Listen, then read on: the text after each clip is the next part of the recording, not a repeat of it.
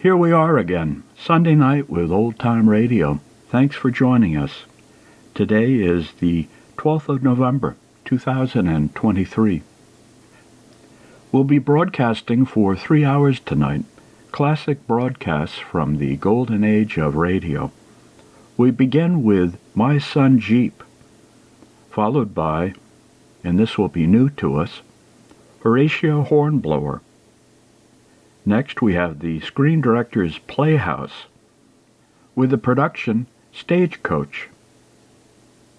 Firefighters follows, along with a musical interlude from the Golden Gate Quartet.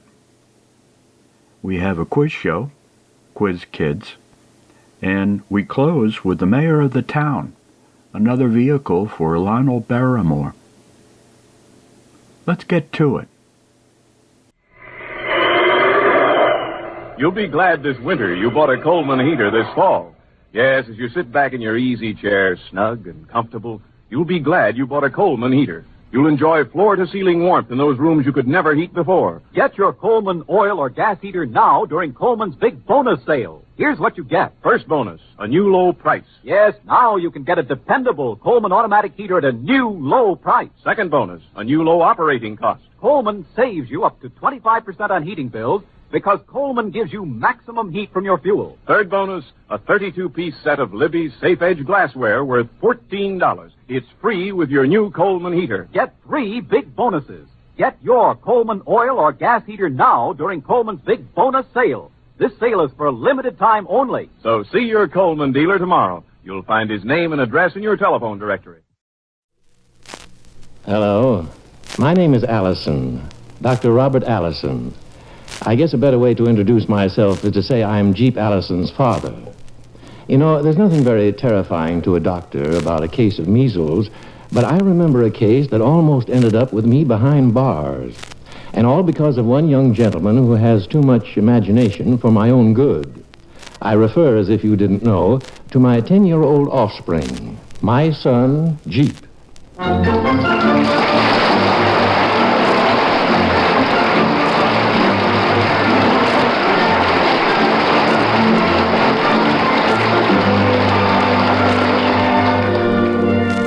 Yes, it's My Son Jeep, another in the series of warm-hearted and hilarious adventures of the Allison family of Grove Falls, and starring Donald Cook as Doc, with young Martin Houston as wonderful, unpredictable 10-year-old Jeep Allison.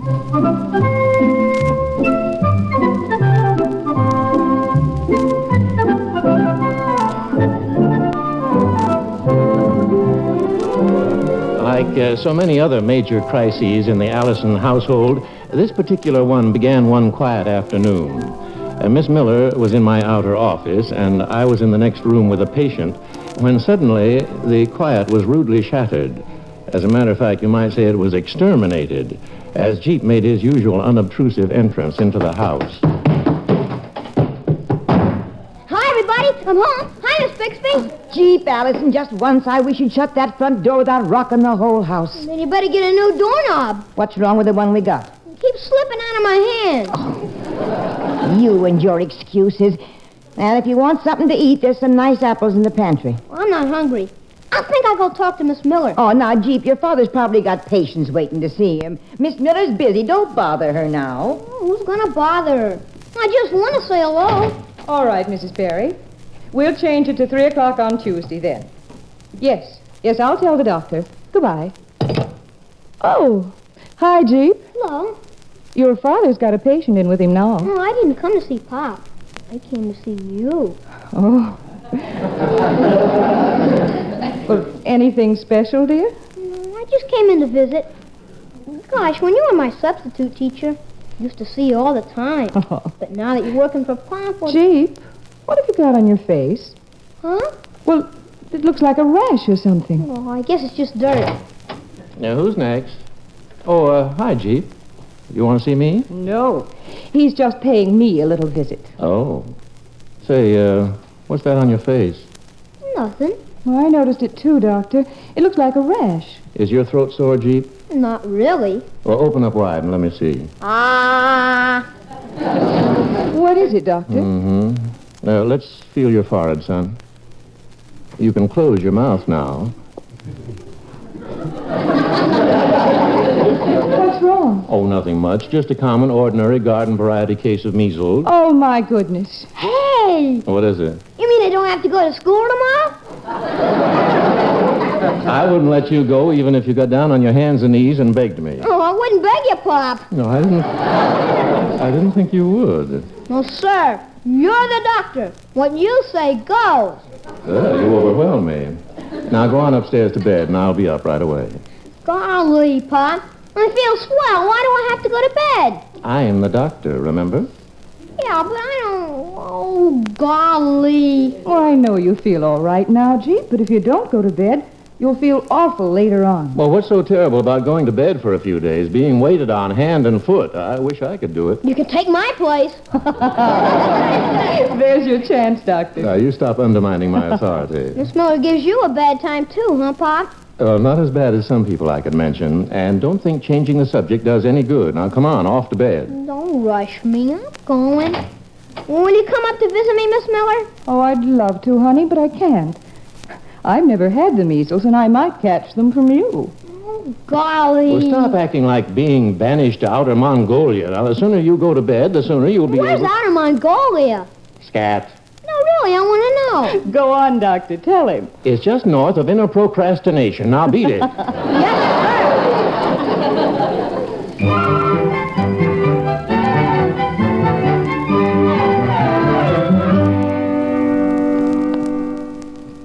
Yes, Mrs. Bixby, do you know where...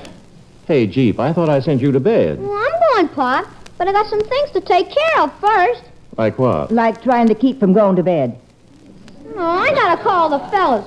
Tom won't be around tomorrow. Can't just disappear and leave your friends wondering. Jeep, you're stalling. I am not. Gosh, Pop, you couldn't come to your office tomorrow. Well, you have to let a lot of people know. Well, all right, all right. Go on and make your phone calls on the upstairs phone and then jump right into bed. Will that even washing first? Okay, I'm going. That boy. He sure don't act sick, Doctor. Well, not right now, but wait a couple of days. The house will be awful quiet with him in bed. I wouldn't bet on that. What did I come in here to ask you? Oh, yes, I remember. Where's Peggy? She went over to Mary Patricia Pearson's. Oh. Do you think she knows the Pearsons well enough to stay with them for a few days? Sure, Mary Patricia's her best friend. But why? Well, I don't want her to catch Jeep's measles. Oh, that's right. She's never had them. And I don't want her to get them now. I can just hear her if her face broke out in spots. Father, how could you let this happen to me? I'll be marked for life. I better call the Pearsons right now. You can't. Why not? Jeep's on the phone. Now, why is it that whenever I want to use the phone, somebody else is using it? Tell me, Miss Bixby, where would you say a poor widower like me fit into the scheme of things around here? Well, if you really want to know, Doctor, there's Jeep, Peggy, then me, and now Miss Miller. Oh, I'm last, huh? Well, you asked me. Yeah. Well, okay, I'll wait until Jeep gets off the phone.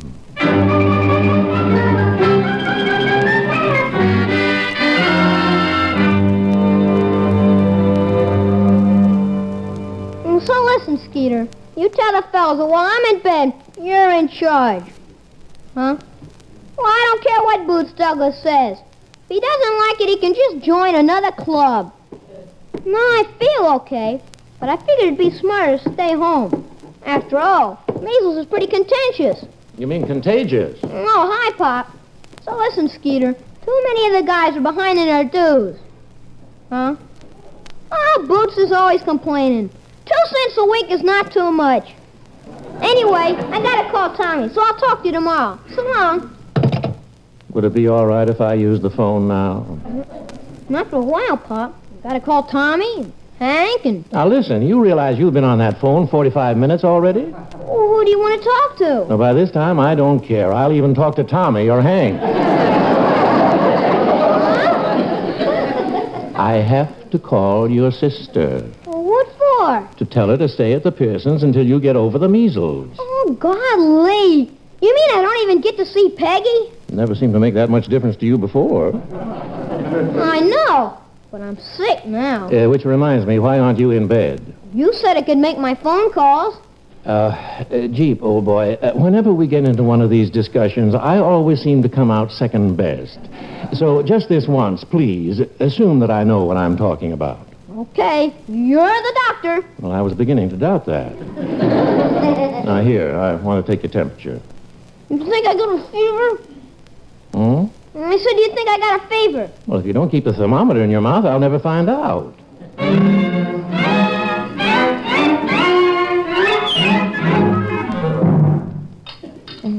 Did you eat all your breakfast, Jeep? Sure. I was hungry. Well, that's wonderful, dear. That's a good sign. You'll be up and about before you know it. I said that yesterday. Gee, Miss Bixby, I'm getting tired of getting cooped up in this old room all day long.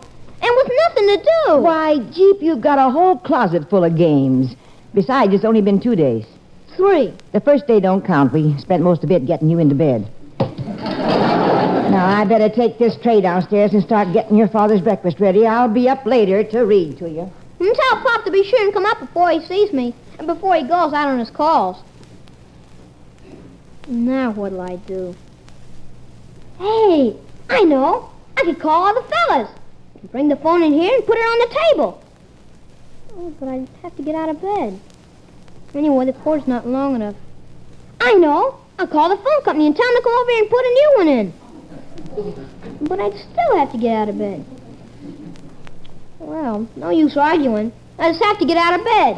Hey, Gee! Oh, boy! Hi, Tommy. Come on upstairs. You still sick? Sure. Don't think you get over the measles just like that, do you? It's a serious disease. Maybe you better not stand so close to the house then. I don't want to catch your own measles. Oh, you haven't had them, huh? Boy, I wish I could stay home from school. No, you're lucky. Oh, yeah? You should try it for a while. This boredom is killing me. It is? Sure.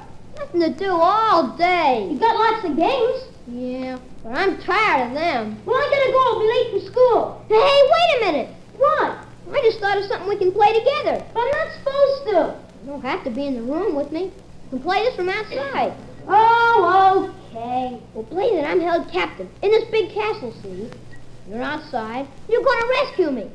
Hey, remember the rope ladder we made last summer? Tie one end to the radiator, throw the other end out the window. And then I'll write a note asking for help and leave it on the windowsill. Climb up the ladder, get the note, and leave me a note telling me your plans. But, gee, we'll be late for school. Well, I don't mean now. You can do it on your way home to lunch. Okay, so long. And, Tommy, sneak in some bread and water to me. Gee, you mean they're not feeding you at all? I haven't eaten for 3 days. I'm as weak as a kitten.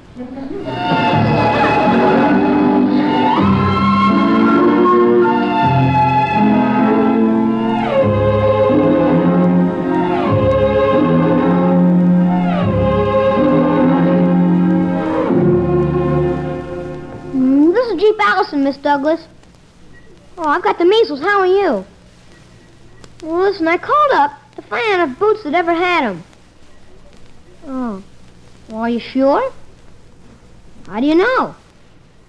Yeah, I guess you would. You're his mother. Fine bunch of friends I got.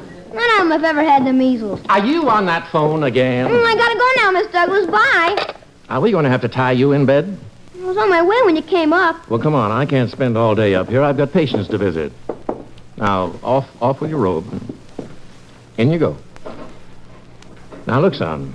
You know, I don't throw my weight around very often. But sometimes, for your own good, I have to. This is one of the times. Yes, Pop. From now on, no more going to the phone, understand? Yes, Pop. The only reason you're in bed is to give your body a chance to recuperate, to fight the measles and win out over them. Make it sound like a boxing match. Well, it is, sort of. And the bed is like a boxing ring. Well, sure.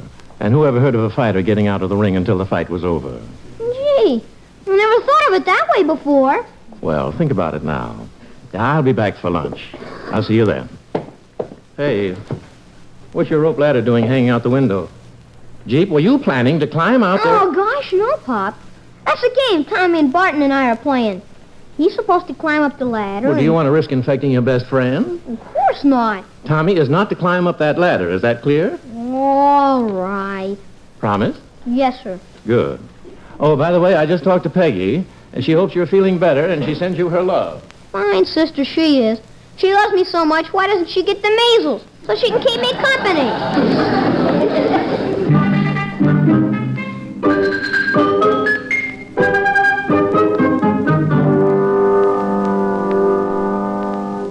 Are you hungry enough for me to start fixing lunch for you, Jeep?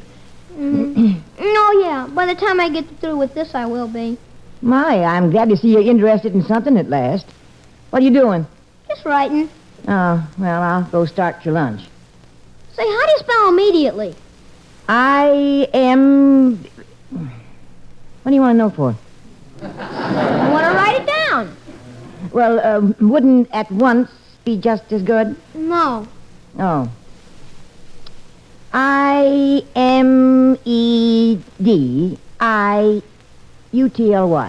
Gee, I was right. Thanks.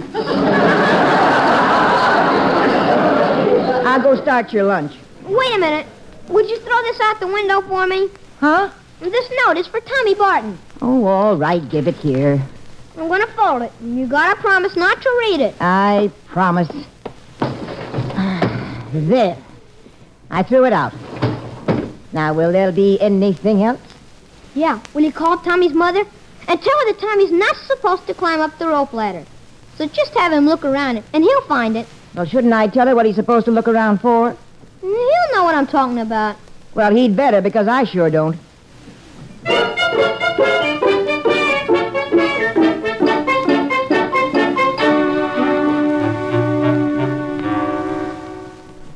Grove Falls Police Station, Sergeant Delaney speaking.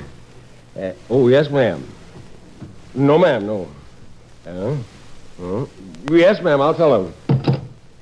George, when the lieutenant gets back from lunch, tell him his wife called. He should pick up some store cheese and 2 mousetraps on his way home tonight. Hi, Sarge. Checking out for the day. Made out your report? Well, no. Wagstaff, you know as well as I do that you got to have your report made out when you come off duty. Don't get upset, Sarge. Something funny happened, and I want to know, should I put it in the report? What is it? It's this note I found. Help. I am being held prisoner for ransom. What? Rescue me immediately, or it will be too late. Let me see that. Yeah. I picked it up on my beat. Of course, I know it don't mean anything. Oh, it don't mean anything, huh? Listen, Wagstaff, you remember that Kimball kidnapping on Lakewood? You know how the case started? With a note found in the street, just like this one.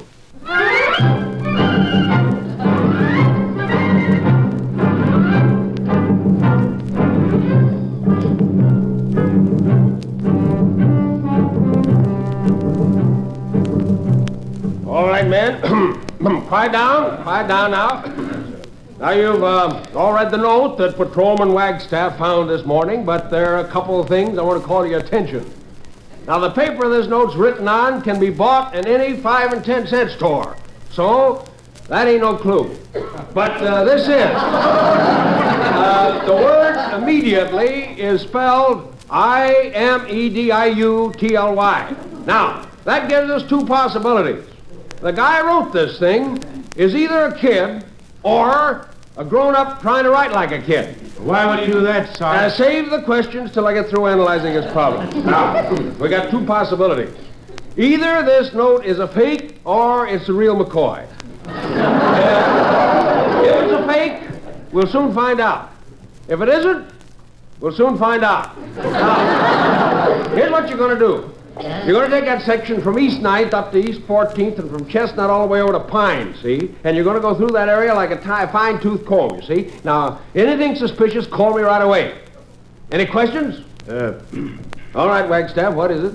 Well, Sarge, I was the one who found the note. What do you want, a medal? No, but I done my work for today. I'm supposed to be home sleeping. Wagstaff, I'm ashamed of you. How could you fall asleep at a time like this? Somewhere in Grove Falls, there's a lonely, desperate, frightened child waiting to be rescued. You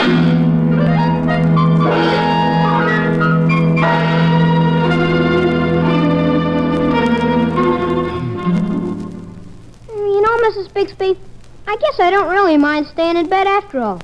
As long as I have you to read to me. How much longer did your father say to be before you could go back to school? I don't know. Why? I just wonder if I can last as long as your measles. Huh? And I told the doctor the house would be quiet with you in bed. Well, isn't it? Peggy's living over at the Pearsons. Pop and Miss Miller are always busy in the office, and I'm up here in my room.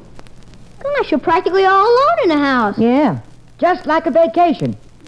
All I gotta do is to get up in the morning and fix your breakfast. I put it on a tray and bring it up to you. Go back downstairs and start your father's breakfast. He comes down to eat, and just when I'm coming up to get your tray. Finally, I get him out of the house, and I'm all set to clean up his office when you call me. By the time I'm ready to fix your lunch, I've been up and down them stairs 20 times. And I still haven't accomplished a thing. Gee. And that's only up to noon. You want me to go on? No, I get the idea. So don't let me hear any more about me being all alone in the house. Oh, land sakes. Another police car. Oh, every time I hear one of them, I can't help thinking some poor soul's in trouble. Mrs. Bixby. I'm sorry my sick makes you work so hard. Oh, you Jeep. Uh-huh. Now read to me.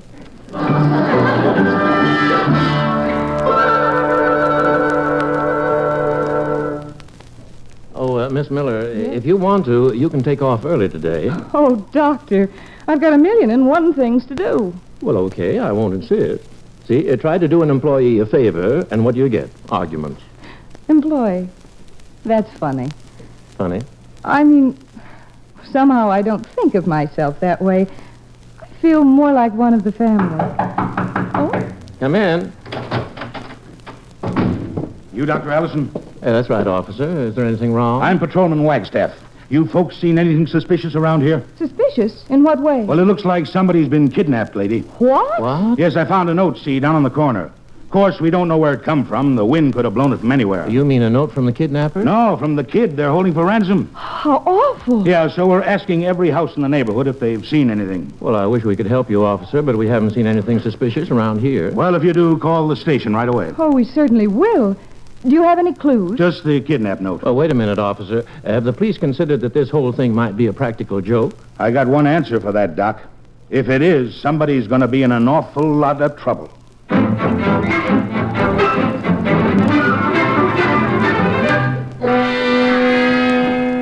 And the spaceship spiraled down, the roar of its jet exhaust cut off as it gracefully sank to land noiselessly on the strange and alien planet. Almost immediately, the lock in the side of the huge gray monster opened, and out stepped Professor Montgomery. His eyes alight with tension and expectation. Strapped on his back was his newest and greatest invention, the Infragravid accelerator. Oh, for goodness sakes, Jeep, you know this book line for line. Why do I have to keep reading it to you? Because I like it. Why don't you pick out a book you haven't read yet? I might not like it. But this one I know is good. Somehow that don't make sense to me. That I can't quite put my finger on it. Come on, read some more. Oh, all right. Little did Professor Montgomery know as he strode across the weird red turf that from the nearby forest, a pair of hostile eyes were watching his every move. Chief, I don't see how you can sleep at night after listening to those scary stories. Oh, Doctor, he sleeps fine, but I don't. These books give me the heebie-jeebies. Well, I just came up to see how everything is. The fever gone down, Mrs. Bixby? Quite a bit, Doctor. Good. Am I still contagious? Well, not as much as you were, but the fight's not over yet, son. You can take over now, Doctor. I got to start thinking about supper. Well, Pop, what's new? Oh, nothing much. The usual patients. Another case of measles. Where? Mrs. Roberts' little girl. Why? Thought I might want to be one of my friends. Well, you sound disappointed. Sure. If it were my friend, why, he could move right in with me. Oh, fine. Mrs. Bixby would love that. Say, Pop, did you hear all those police cars go by a while ago? Mm-hmm. Gosh, something's happening, and I don't even get to see what's going on. That's why I hate staying in bed. Well, a policeman did come to the house about half an hour ago. Golly, what do you want? They seem to think there's a chance some child in the neighborhood might have been kidnapped. Gee, who? They don't know. Then why do they think somebody kidnapped somebody? They found a note asking for help. Note? Yeah, they found it down on the corner. But Tommy was supposed to. Huh? Nothing. Jeep, what's the matter? You look pale. My temperature's going up again. Now, that's what comes from hopping in and out of bed this morning. When you have a fever, there's only one thing to do, and that's stay put. You're right, Pop. I should have never gotten out of bed. Well, lie back down, son, and try to get a little sleep before supper. I don't think I could. No. Hey, wait a minute. You're not upset about this kidnapping. Yeah, sort of. Oh, I knew I shouldn't have told you. Now, look, old boy, you mustn't take it so hard. After all, they're not even sure there was a kidnapping. As I said to the policeman, the whole thing might be a practical joke. Oh. What would the police do if it was? Well, I asked the policeman that, and he said whoever did it would be in an awful lot of trouble. Anyway, try not to think about it anymore. I'll try not, but I don't think it's going to work. Well, I got to go back down to the office. I'm expecting Mrs. Perry. You see if you can't take a little nap. Nap? I'll never sleep again. What'll I do now? Gosh, they could put me in jail. No, wouldn't put a guy in jail with measles. I won't have measles forever. I gotta do something. Yeah, but what? I know. Hello? I want to talk to the police station, please. Just have to tell them the truth. I can't do anything for a guy telling the truth. Or can they? Hello? I want to tell you something about that kidnapping. I'm the one who wrote that note, but it's all a mistake. So tell your policeman not to look for me anymore. Goodbye.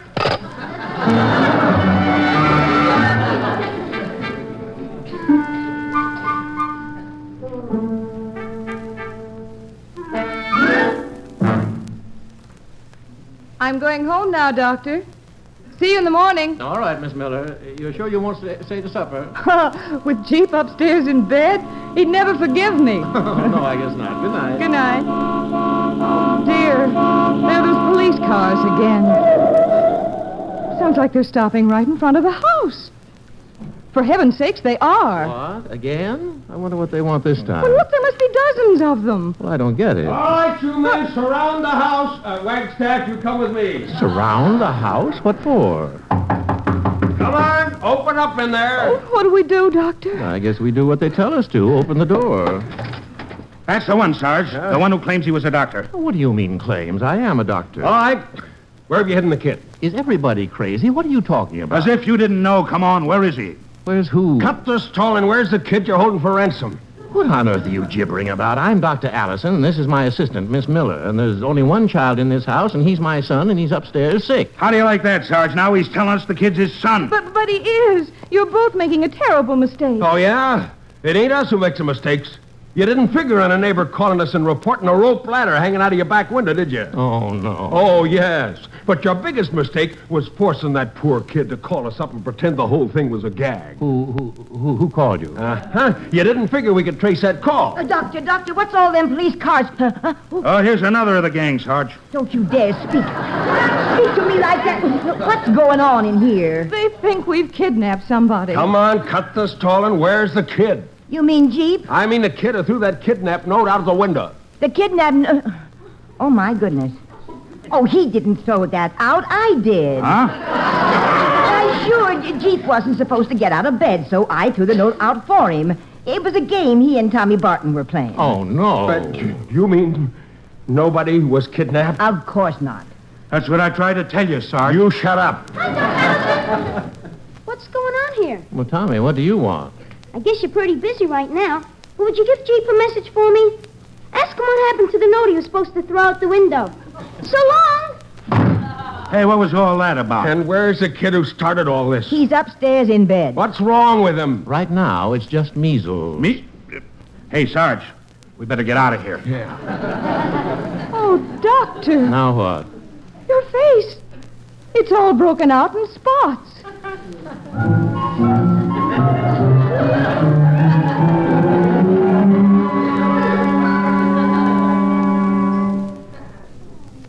So, golly, Pop, the minute you told me a policeman'd been here, called him up, and I tried to explain.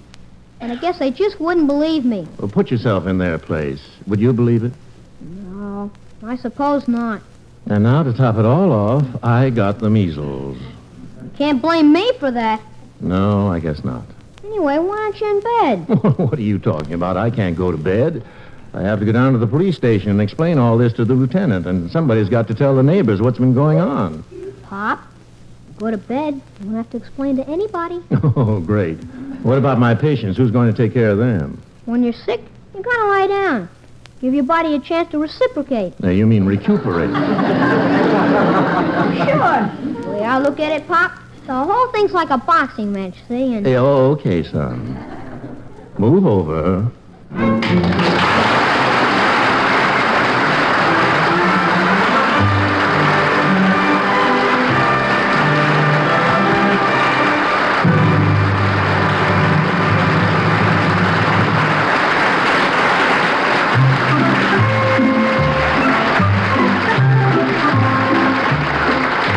My Son Jeep was created and written by Walter Black and William Mendrick and directed by Dan Sutter.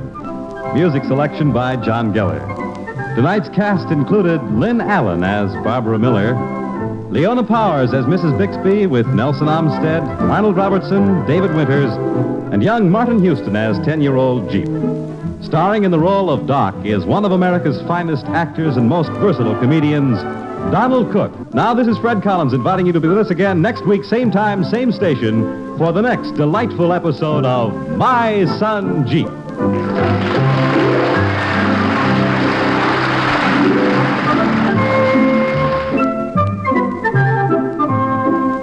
My Son Jeep came to you through the worldwide facilities of the United States Armed Forces Radio and Television Service.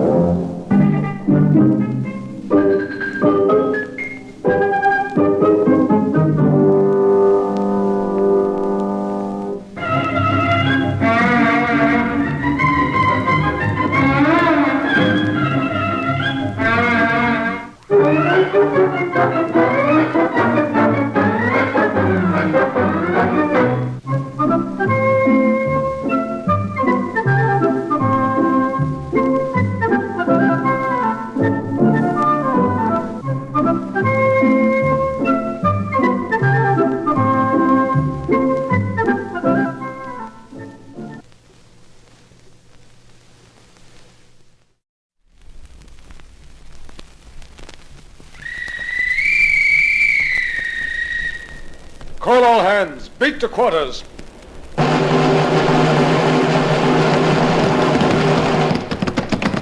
out the guns. Stand by the starboard battery. One broadside into her, if you please, Captain Bush. Pointers on target. Linstocks ready. Aye, aye, sir. Ready. Fire!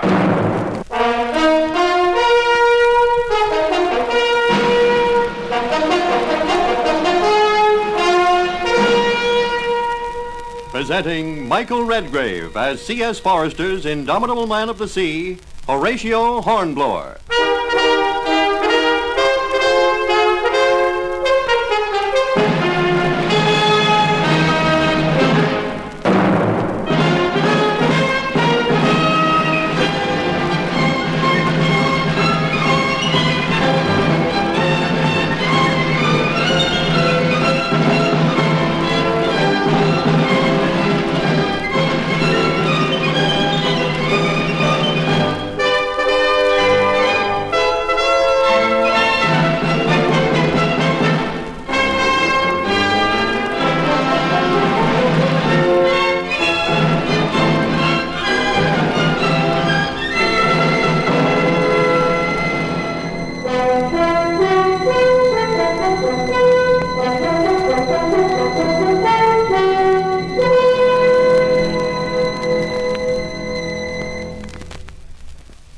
And now, transcribed, the story of the fabulous Horatio Hornblower, wedded since early youth to Britain's ships and Britain's destiny at sea. Adventuring across the 7 oceans, as midshipman, as lieutenant, as captain of the line, Hornblower has seen the threatening shadow of Napoleon Bonaparte fall on half the world, has himself even been Napoleon's prisoner of war in France. But now, respite has come. Home again in England, laden with honors, relieved from duty by his king, ex-Captain Hornblower can relax at last. The year is 1812.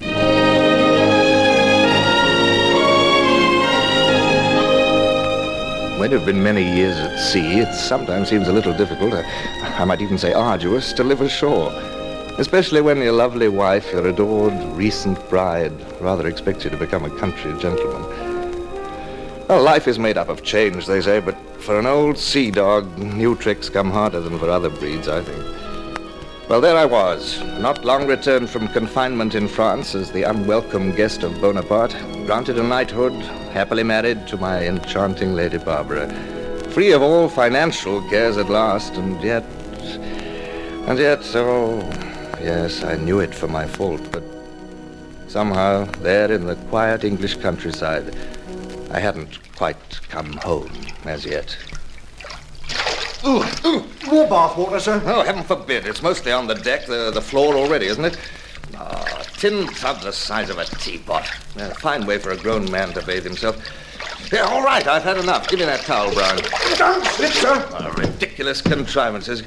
Give me a wash deck pump and gallons of cold seawater. Remember, Brown? Oh, I remember, Sir Horatio. Yes, belay that, Sir Horatio. Old terms are good enough, aren't they, you idiot? Yes, sir. It's a lovely morning, sir. Is it? Oh, yes, I suppose so. Still and quiet. It's very quiet. It's queer. When I wake here, I still keep listening for the sounds, rattle of blocks, the cordage wheezing, and... Oh, well, never mind. I've laid out your new suit, sir. What, do you mean that tight buff-coloured thing? It's a beautiful suit, sir, I think. Oh, do you? Tight trousers, fancy coat, flowered waistcoat, and a stock. Oh, I'll never draw an easy breath in that confounded choker. Oh, well, let's get it on. Mustn't keep Lady Barbara waiting downstairs for her breakfast.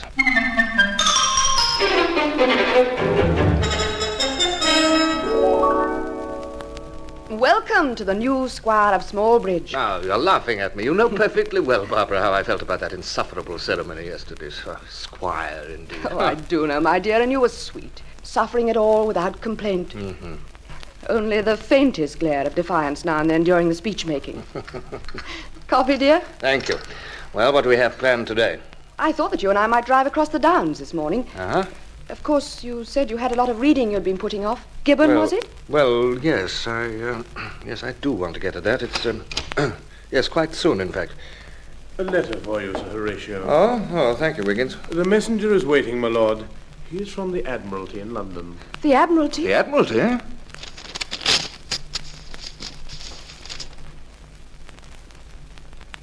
Darling, it couldn't be... Here, listen to this. The Lords Commissioners request that I present myself at once.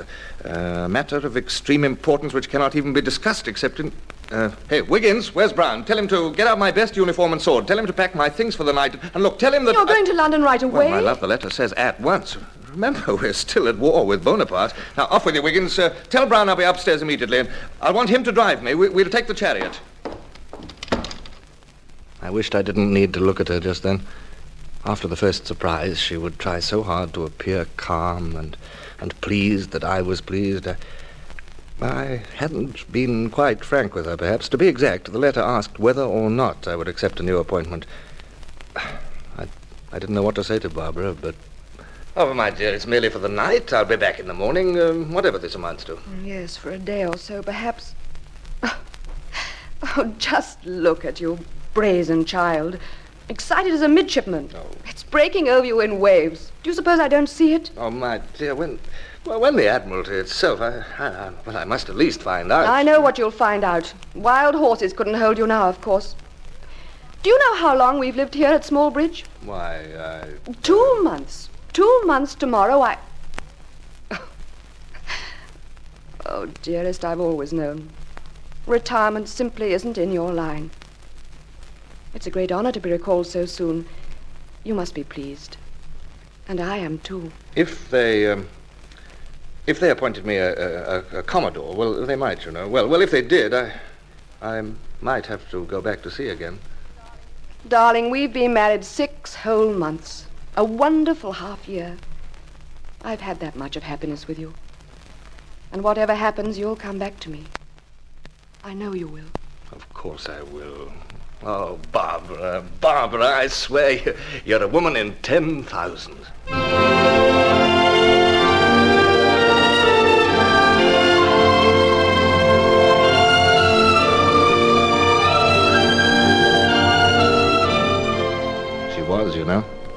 my life I'd said no truer word than that, I told myself as we drove up to London.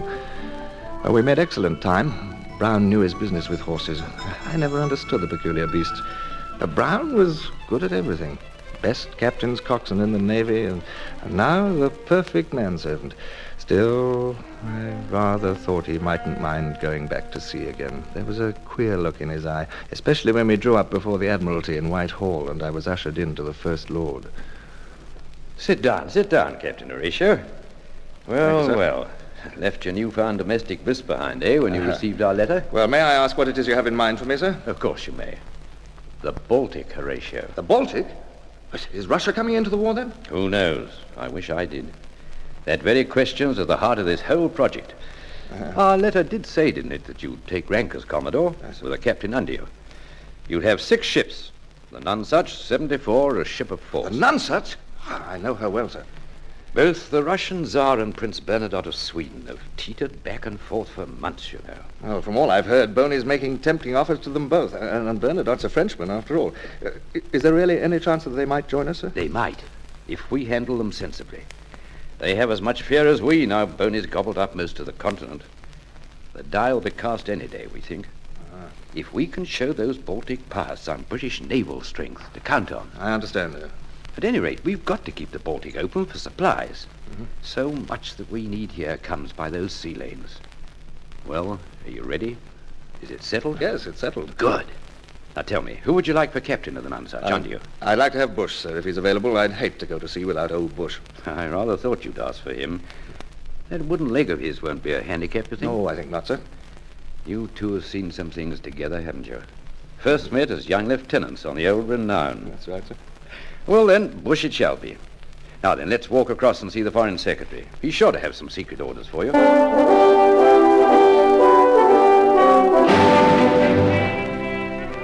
Time had come to say goodbye to Barbara. She drove with me from Small Bridge to Deal Jetty.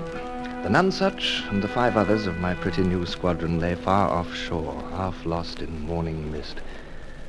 Brown was looking much too pleased. I had to take him down a little. Stop mooning at those mastheads, Brown. Go hire a lugger man to take us out. Step lively now. Yes, Captain. Commodore, that is. Aye, aye, sir. Wind's veering nor'ard a little. West by north now, I think. Yes, dear. So you remarked as we were driving. I beg your pardon, dear. You were telling me about my shirts. I interrupted you. No, I'd finished with the shirts. What I was saying was that all your cold weather things are in the flat sea chest. The sheepskin coat and heavy socks and mittens and... Oh, well, Brown understands. He also has in his care a certain little package. A surprise. Surprise, my dear? Oh, no, after all, I wouldn't try to surprise you. It's just a woolen neck scarf I've been knitting for you. It's likely to be cold up in the Baltic, even now. Yes, I don't like cold. You're very thoughtful, Oh, dear. I do hope so much that you'll be back before the winter. So do I. I love you, Barbara. Boatman's alongside, sir, if you're ready. Yes, Brown. Well, now, my dear, Oh, you're going out by the ordinary lugger. I could come too. He could bring me back. No, that would be foolish. Look at that choppy sea. It'd be quite wet and cold. I wouldn't mind. Well, I may even be seasick in that nutshell. Sometimes am, just at the start. I shouldn't like to have you witness my capitulation. Oh, my dear girl. I've been such a fool. It's all my fault. I see it now. What have I done to our sweet life together? I needn't have taken this... Just think of the high compliment you're paid by this command. Oh, your ships are beautiful. Yes, but dearest, to leave you now... I was much too proud, much too impulsive. I should have told them that I... Well... And stayed at home. You, darling. Oh, don't be absurd. Brown's in the boat with all your gear. They're waiting. You must go. Think of me, Barbara. Oh, need you ask that? You'll write me everything? Everything, won't you? Yes. The bad things, too. Of course. Well, goodbye, Barbara. Goodbye. Come back to me. Come back to me.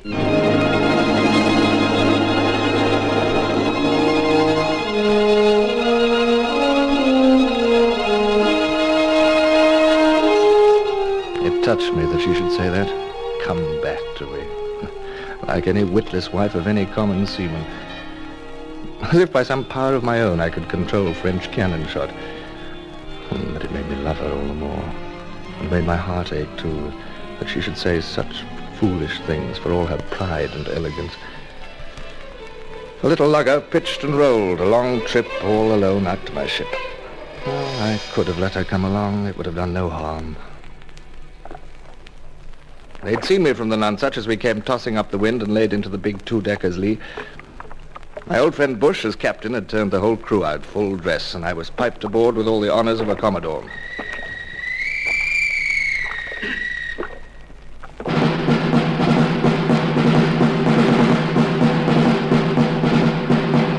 The ship and every man aboard was in a state of polish. Bright brass work, 6 side boys in white gloves, the whole Marine Guard and their band, a double lane of bosun's mates with pipes. A childish display, perhaps some say it is, but, well, it has its, exhilaration somehow. There was old Bush on the quarterdeck, surrounded by his officers, and all saluting stiffly. I had to check myself, or I might actually have beamed. That would have been ruinous to discipline, so naturally I just stalked up the line, handed salute. Morning, Captain Bush. Good morning, sir. Welcome aboard. Oh, some time since we've met, Captain Bush. Bush was stiff and correct, but his craggy face kept softening up at me as if he wanted me to laugh. This made it very difficult, of course, before the men. You'll note, sir, that your pennant's going up. Commodore's flag to designate your ship in the flotilla. Oh, indeed. Well, well, Captain Bush, we shall get underway at once, if you don't mind. No time to lose. Be good enough to signal the others of the squadron. Aye, aye, sir. Very good. We sail on secret orders. I'll apprise you of their nature, Captain Bush, if you'll kindly dine with me this afternoon. You old sea urchin. I shall be there, sir. Thank you. Mr. Adams, pass the word to our 5 other ships. Underway at once and keep formation. Aye, aye, sir. Underway. Anything wrong, sir? What, Bush? Oh, I see you scowling off to starboard, sir. May I find you a glass? No. Is it the sloops? No, it's nothing, Bush. No, I was just trying to make out the jetty. My wife's there. Mist hasn't quite cleared yet, has it?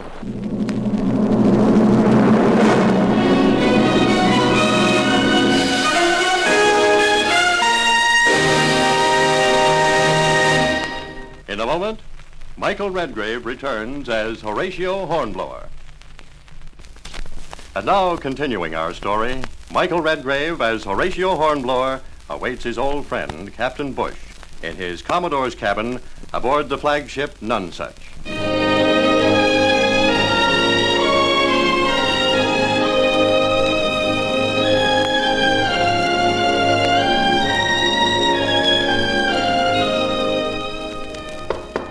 Come in.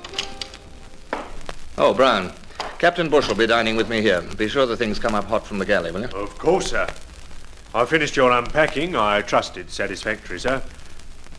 I placed the gift from Lady Barbara there on the bulkhead shelf. Yes, I saw it, Brown. Oh, it's a beautiful neck scarf, sir. Such fine, soft wool. Yes. I was to remind you to wear it, sir. Cold mornings. Yes. All right. I'll consider it. Come in. Ah, Captain Bush. I'll go and bring you dinner, sir. Well, alone at last. Look, you know you had me grinning like some absurd schoolboy up there this morning. I was so proud, so flattered that you'd asked for me, Horatio. I scarcely... Come on, sit down. Our dinner will be coming any minute. I'm glad to see you, my old friend. Oh, well, let's go down to things of more importance, look, I've been studying my so-called secret orders and these charts. We're headed for the Skagerrak, my friend. I was inclined to think so, sir. Then through the Kattegat and up the Narrows. The Danes will resist, I suppose. Can't help themselves. Napoleon's on their backs. And what about the Swedes? That's just what no one seems to know. It's touch and go, apparently, with both the Swedes and Russians. We have to be prepared for anything. Kattegat Sound is only 3 miles wide part of the way. Mm-hmm. Sweden to port, Denmark to starboard. Yes, real Scylla and Charybdis, huh?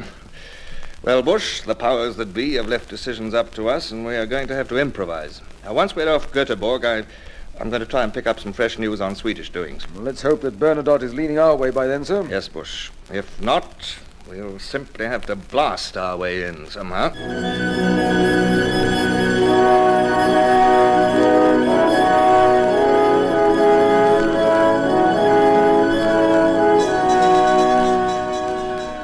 Up through the North Sea, into the Skagerrak. Scarcely a sail sighted off our bows the whole first week. Deserted waters, even in the Skagerrak off Denmark. Now and then we'd see a tiny fishing boat far off, none within hail. We had no news. We strained our eyes for some revealing sign. Had Bernadotte made up his mind by now? Were he and Russia enemies, neutrals, or even friends, if handled sensibly? Before sunrise, I found Bush on the quarterdeck. Well, still no news. Are we to run the gauntlet, then? We're nearing the Helsingborg Narrows. I wonder, Bush, how many guns are on that Swedish shore? Multitude, sir, you may be sure. The charts show a good dozen forts. Shouldn't we send the boat in, sir? Find out how Sweden stands? Well, last night I thought so, Bush. It has its logic, I admit. On the other hand, a boat would surely advertise our presence. But, sir, if both sides of the Kattegat are hostile... Well, we could dash in the moment there is light enough to see the channel. Surprise them and perhaps get through, even if Sweden does resist. Yes, sir, but then if Sweden has joined Bonaparte, won't we be bottled up inside the Baltic? Well, the Baltic is a sizable sea, Bush. I suspect we could maintain ourselves a while. Yes. Still almost an hour till dawn. That gives us time to clear our decks. Yes. I think we'll go in, Bush, this morning. Very good, sir. Hoist the yardarm lanterns. Signal all vessels clear for action, if you please. Aye, aye, sir. All hands to quarters. Mr. Adams, clear for action. Pass the word. All ships to clear for action. Aye, aye, sir. All ships to clear for action!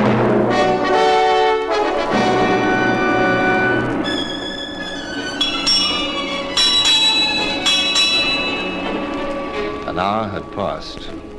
We came into the narrow channel just as the dawn broke in a dark grey mist. To starboard, hostile Denmark. To port, the riddle, Sweden. Was she our enemy? Well, we'd soon know at all events. Are the guns run out, Captain Bush? Aye, aye, sir. And the fire pumps manned on every ship. Here's for it, then. What signal for hoisting to our other ships, sir? The signal is proceed to leeward in battle order. Lotus shall lead. Lotus shall lead, sir, did you say? I did. But We'll bring up the rear, Bush, naturally. Your face. I know. It's disappointing not to lead, but we're the shepherd of this little flock. We're the best built. The lead ships might get through before those shore gunners wake up. Huh? They're awake already, huh? Which shore fired that? The Danes. They've seen us, sir. Yes, there's the drift of smoke to starboard, see? Batteries firing to starboard, Captain Bush. Yes, Mr. Adams, so I gather. By the way, did you know that those low cliffs are Elsinore, where Hamlet walked? I beg your pardon, sir? Yeah, never mind. We've no time now for literary small talk, have we? Signal to Lotus, Mr. Bush. Return the fire to starboard. We'll keep exact station astern of the Harvey, if you please.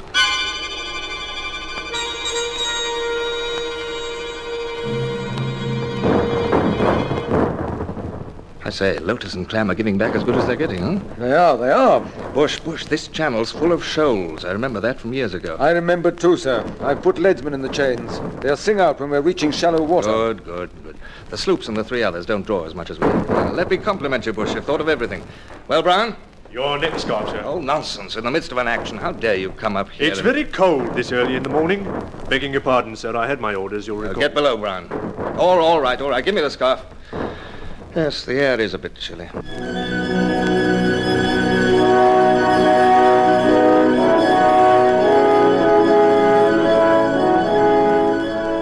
With Elsinore abaft, the channel widened, and we were out of range from shore. There'd be about an hour, I reckon, before we reached the further narrows, a longer gauntlet to be run. And at its end, 2 Danish islands, Saltholm and Amager. We had to pass between these, close to both. Full daylight now, they'd see us coming. We could no longer profit by surprise. But anyhow, all hands at breakfast and relaxed and waited, as I knew, for the real test. An infernal din of guns broke out as we approached the channel. Well, our starboard guns can speak together after all. Well done. I wasn't too sure about that at Elsinore. A little ragged. So far, the Swedish guns had all stayed silent. And as if to make up for that, though, the Danes were throwing in everything they had at us. Saltholm and wider waters seemed a very long way off. found myself walking up and down. Well, that wouldn't do. Indifference is expected from a Commodore. So I stood still and looked about me casually. By the deep 6.5 6. 6 fathoms are quite ample, aren't they, Bush, with the tide making? I think so, sir. I wouldn't care to risk less than 5, though, just now. By the mark 6. Put another leadsman on the port chains quickly, Adams. Look, Bush. Saltholm and Amager, at last. Do you see them reeling up ahead there? Both bristling, I'll be bound. Yes, smoke bursting from Amager already. This tells the story, doesn't it? Saltholm is where they keep their powder stored. And a half 5. And a half 5, sir. Shaving a shoal, that's certain. I hope. Bush, the Harvey's hit. The Harvey's hit. Our men must gone. Shrouds are trailing. Quarterless 5. Quarterless 5. We're nearing those shoals, too. Harvey's quite helpless, eh? Oh, yes, I see. Oh, damnable luck, Bush. We'll be alongside her in a moment. Back the main-tops! Stand by with the heaving lines there! Helm a lee! Give me that speaking trumpet, huh? Aboard the Harvey there! Can you hear me? Aye, sir. I'm Lieutenant Smith, sir. Anyone injured, Mr. Smith? Lieutenant Mound, sir, knocked unconscious, and 2 men killed when the shell struck. We'll bring Mr. Mound aboard here then. Send men down for him, Captain Bush. Cut that wreckage away smartly and stand by to receive our lines.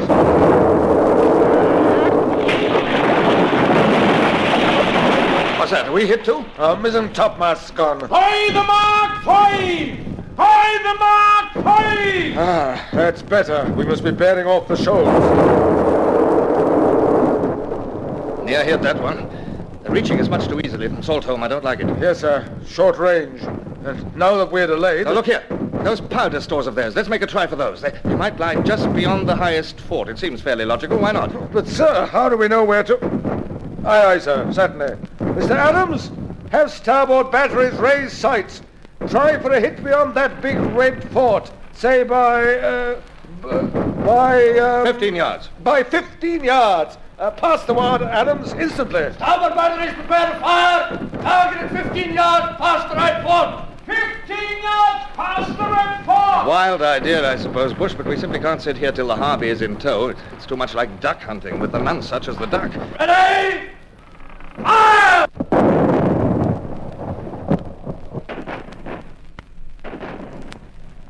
It's no good, sir. And the Harvey's got us trapped under those guns. They'll sink her any minute, and us with her. Let's try another salvo, Bush. 20 yards beyond the fort this time. Pass the word, Adams. 20 yards. Target at 20 yards past the same fort. Ready? Fire!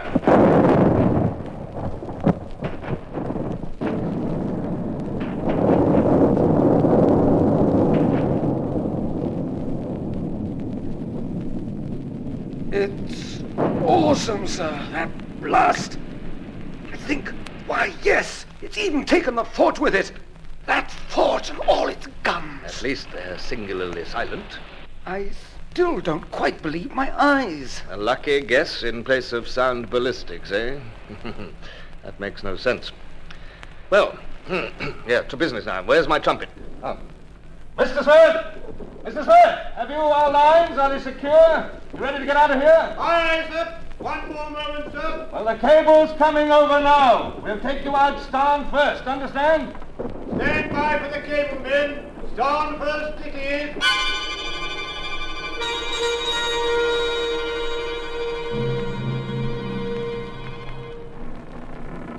Well, sir, not a bad afternoon. Harvey's in tow. Lotus took one poor hit. We have a hole or two in our own shrouds, but no ships lost. I shan't forget what we did to those powder stores on Saltholm. Yes, that was a satisfactory moment. There's been no firing for a good 10 minutes. They can't quite reach us anymore. We'll sail round Falsterbo, clear of all batteries, I think. I'm a bit tired. Adams, Mr. Adams, has Mr. Mound been brought up yet? Yes, sir. He's aft. Unconscious now. The sergeant's with him. I want to see him. Concussion and bad shoulder wound. Good deal of blood about the face and throat, sir. Well, here you are, Mound. Surgeon taking care of you, all right? Yes, thank you, sir. I'm quite all right. We're taking him below to sick bay in a moment. I'm proud of all my young officers today, Mound. They're not too uncomfortable, I hope. Did all of us get through, sir? All our ships? That we did, man. What pleases me, those Danish guns raked us with all they had, but not one shell from Sweden's coast. They're not against us yet, at any rate. He's shivering, Adams. It's cold this afternoon. Here, put this scarf round his neck and shoulders. I don't need it. But, sir, he's bleeding on your scarf. Oh, come on, take it. Oh, well, then I'll do it myself. Is that better, man? Yes, sir. Wonderful. Thank you. We hailed a fishing boat a few minutes ago, Mond. Found out the Blanche Fleur passed through the Baltic yesterday. Big French corvette with at least 20 guns. She must be just ahead of us. Well, you'll have to get well quickly, Mond. Won't want to miss the fun, will you?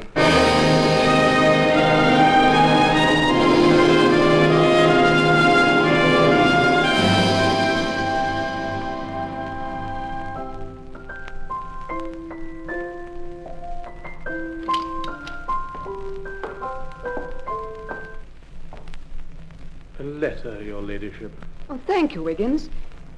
Why, it's from... I thought so, milady. I'm very pleased for you.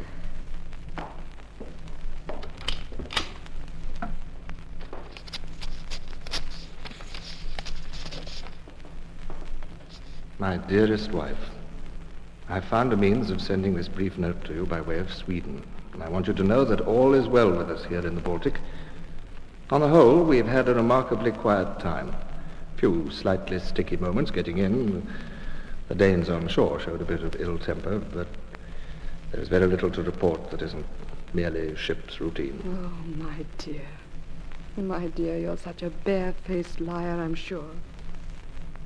But I do love you very much. It is my hope that somehow I shall soon receive letters from England and know thereby that you are well and happy. I'm sure you will like hearing that Brown takes magnificent care of me, fusses over me far too much, and seems to think that in doing so he's following someone's orders. I can't think who. The weather is surprisingly fine. You'll be glad to know that it's quite warm. I haven't even needed the handsome scarf you knitted lately. But rest assured that all goes well with me. I send you my heartfelt love, my dear Horatio.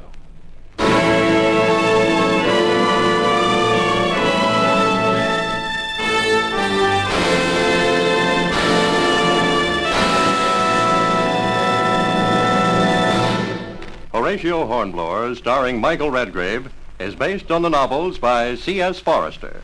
The radio script was written by Philo Higley. Music composed and conducted by Sidney Torch. Produced by Harry Allen Towers.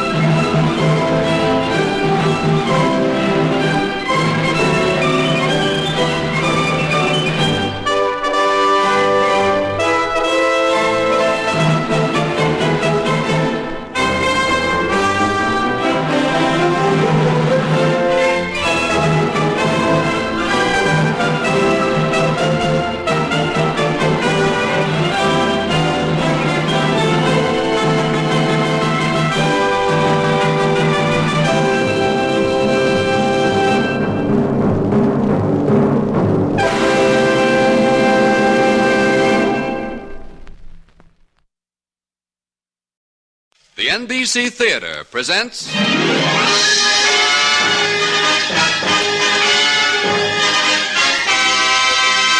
Screen Directors Guild assignment, production Stagecoach. Director John Ford.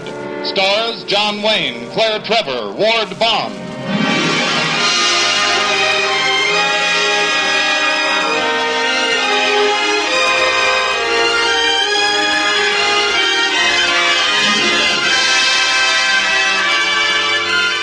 This is the Screen Directors Guild production of the United Artists motion picture classic, Stagecoach, starring John Wayne, Claire Trevor, and Ward Bond, and introducing the director of the film, John Ford.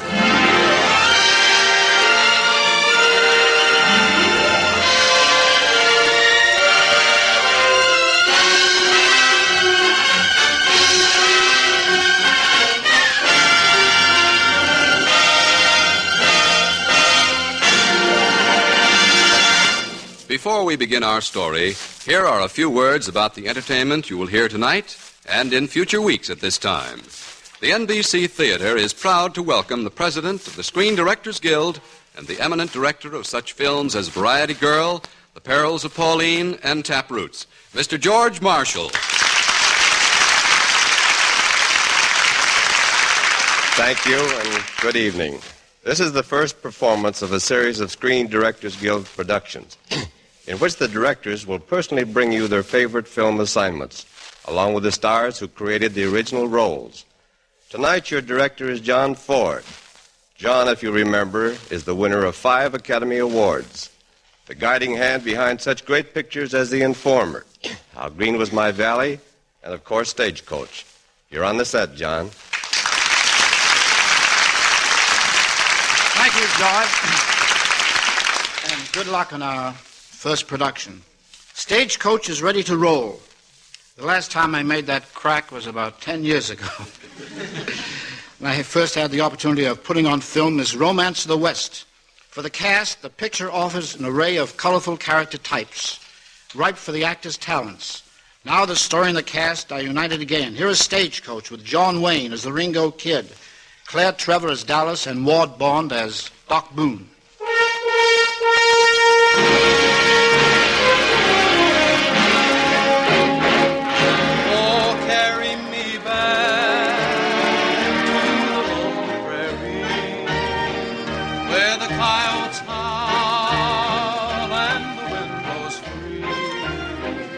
In 1885, the stagecoach was the only means of travel on the American frontier. And in those days, no name struck more dread into the hearts of travelers than Geronimo, leader of the warlike Apaches.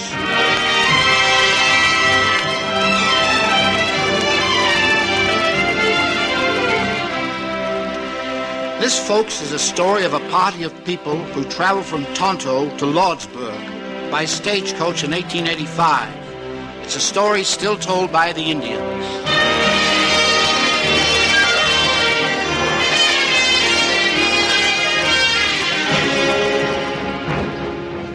In the land of Arizona, land of the Apache Indian, where the roaming Chiricahua fought the mighty white invader, stood the white man's city, Tonto.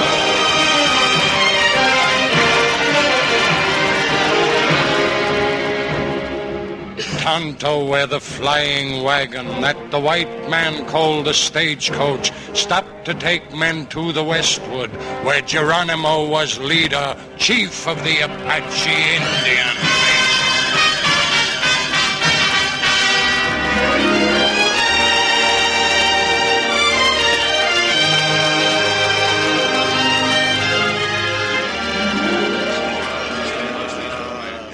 Well, that's how it is, folks. Geronimo's Apaches are on the warpath up ahead, burning every ranch in sight. Then the question before the party assembled in this stagecoach is, shall we continue? I say yes. Continue. But, Mrs. Mallory, should you be traveling in your condition? My husband is in Apache Wells with his troops. I want to be with him when our baby arrives. Madam, I am a gambler, and I admire and respect a bold gamble. But aren't you gambling with a life besides your own? Oh, I forgot to tell you, Mr. Hatfield. We're getting a cavalry escort for Apache Wells. That settles it. I'm going on. Count me in, of course, Buck. All right. I'll go find my shotgun guard. You don't have to go no further, Buck. What? Curly! Well, doggone. How are you, Sheriff? Fine, thanks, and I'll be riding shotgun up next to you this trip, Buck. You? What for? The Ringo Kid escaped from prison. I'm looking for him. The fellow who shot Jed Michael dead? I hear he's heading for Lordsburg to shoot it out with the 3 Plummer boys, so I'll be right up there next to you, Buck, all the way to Lordsburg.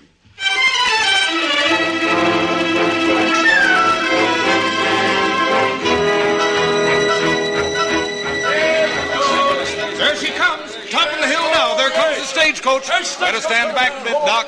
Yeah, stand out of the road there, Dallas girl. Thanks, Doc. Hail the stage-brush chariot. Doc, why do I have to leave town? Because all these women here say I have to? I don't want to go to Lordsburg. No more do I, Dallas.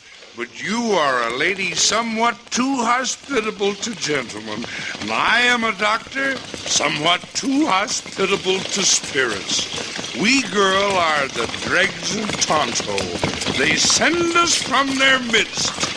Come, Dallas, be a glorified drink like me. Hi there, Buck. You have acquired 2 more eager passengers. The engines are rising, Doc. I thank them for that mark of respect. Tell them they may be seated now. Enter, Dallas. Thanks, Doc. Take your place beside the other lady. Then forward. On to Lordsburg!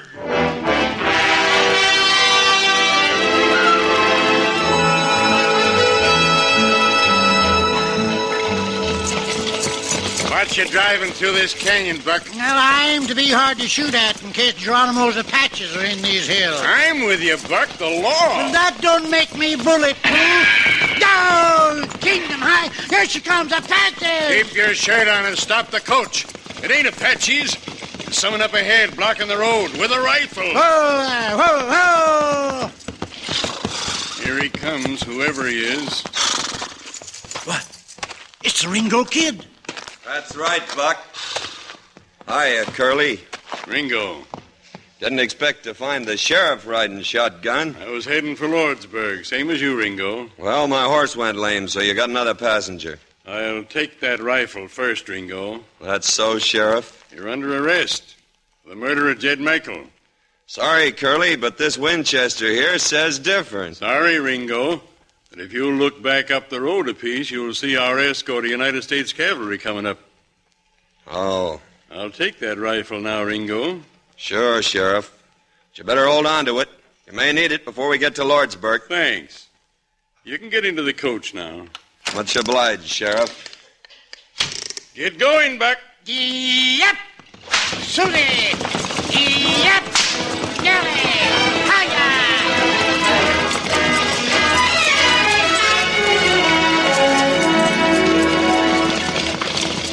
So you're the famous Ringo Kid, huh? My friends call me Ringo. Right name's Henry. Henry? Why, I remember you. Say, I fixed your arm when you was just a little sprout. You was no higher than a quart of bourbon. Well, that was my kid brother broke his arm. You did a good job, too, Doc. Even if you was drunk. Well, thank you, son. How's your brother now? He was murdered. Oh, no. Him and my dad. By the 3 Plummer boys. Well, good luck when you get to Lordsburg, son. Thanks, Doc. Mrs. Mallory, you're tired. Would you like to rest your head on my shoulder? No, thank you. Mr. Hatfield, would you mind if I sat over on your side of the coach? Not at all, ma'am. Excuse me. Yes, of course. Right here, Mrs. Mallory. Thank you, Mr. Hatfield. I must have the plague, huh, Dallas? You? Oh, no, it's not you. Have a drink, Hatfield? No, thank you. No, thank you, he says. Have a drink, Doc? Yes, thank you. You're not going to move away from me, are you? No, Ringo. Well, I guess I can't expect to break out of prison and into society in the same week. Shh, she'll hear you. I guess I'm pretty dumb for sitting down beside a lady like you, Dallas. A lady? Thanks for not moving. Oh, don't, please. Why are you looking at me like that? Ain't I seen you someplace before? No, you haven't. I wish I had, though. I know you. I know who you are. Yeah, I used to be a good cowhand. A few years back. Things happened. Yes, things happen. Bottle in a bottle. Drink up, Doc. Drink Doc's up. getting a snootful. Things happen. And now they'll take you back to prison. Not till I finish a job in Lordsburg. Ringo, I wish you wouldn't. Wish I wouldn't what? Oh, nothing. Nothing. Bottle in a bottle. Confound that driver. Why doesn't he drive more carefully? He's playing it smart, Hatfield. He took to the mountains. Apaches don't like snow. Well, he might have some consideration for Mrs. Mallory and her condition. Oh, I'll be all right, Mr. Hatfield. Thank you. Follow, little bottle, follow. Apache Wells just ahead. Follow. Apache Wells.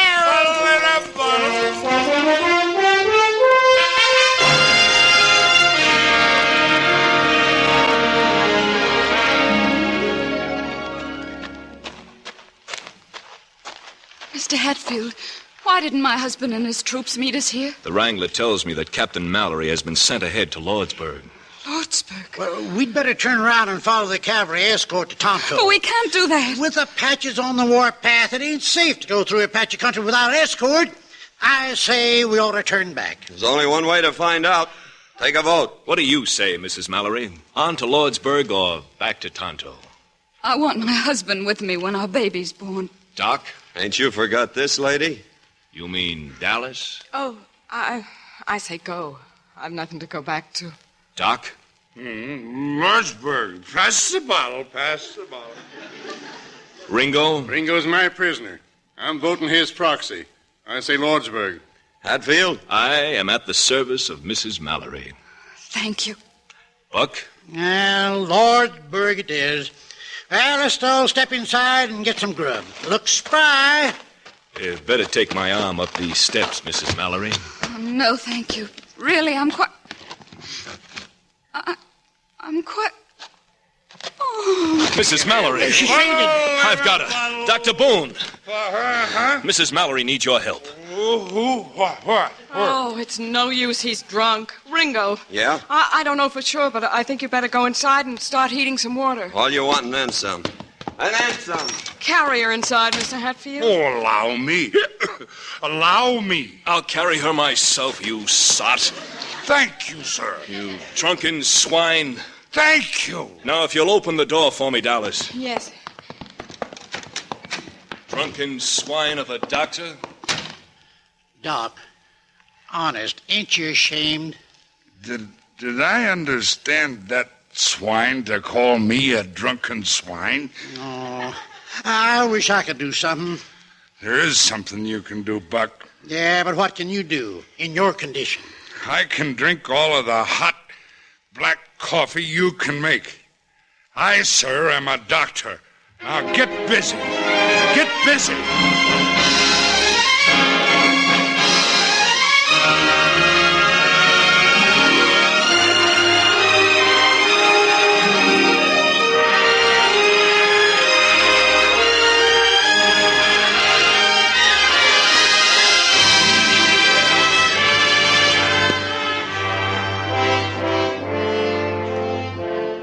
The NBC Theater is presenting the Screen Directors Guild production of Stagecoach, starring Claire Trevor, John Wayne, and Ward Bond, with screen director John Ford.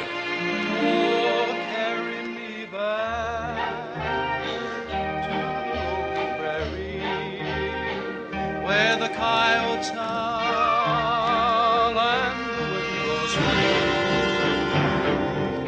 Apache Wells, the white man called it. Here the white squaw had her child, while the flying wagon waited while my tribesmen gathered.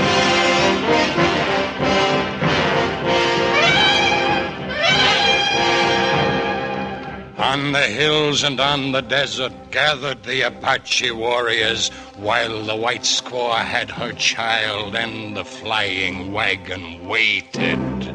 Oh, it makes me nervous, being held up like this in Apache country. Just when they're mad at us again. Quiet, Buck. Huh? Someone's coming.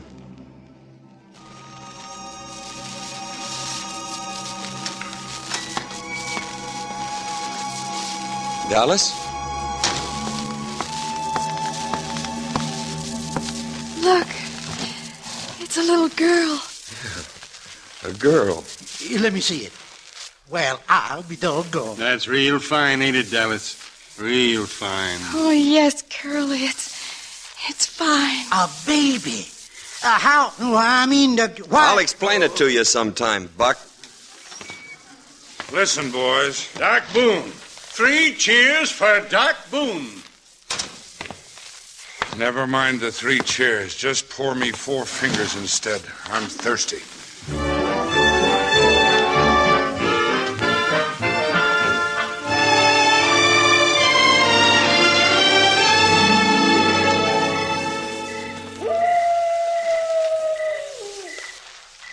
Dallas.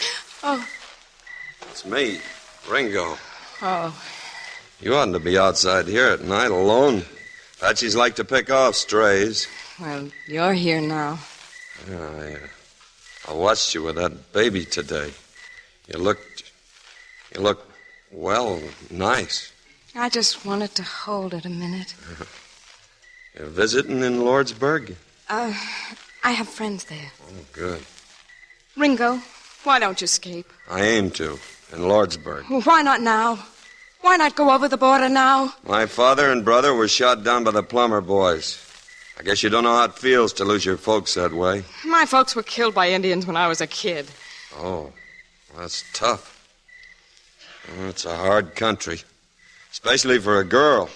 You have to live no matter what. That's it. Look, Miss Dallas, you got no folks, neither have I. Maybe I'm crazy to ask you, but, well, I still got a ranch down across the border, and I guess I'm crazy being close to you like this, but... Ringo, you don't know me. You don't know who I am, or... I know I want to marry you, Dallas. Ringo. That ain't an answer, Dallas. Oh. Ringo, you can't go to Lordsburg. Not now.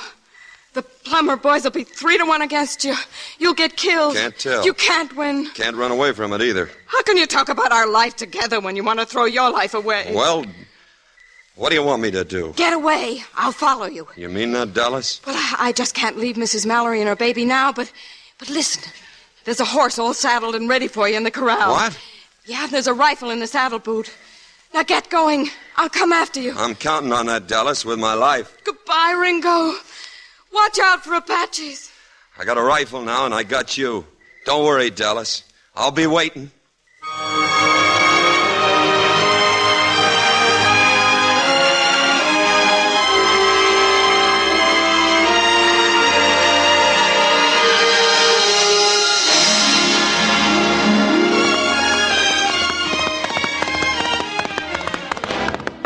Oh, hold it. Whoa! Hold it! Hold it, boy. Easy. Smoke signals on the ridge. Apaches. I gotta warn Dallas and the others. I gotta go back. Yeah! Yeah! Yeah!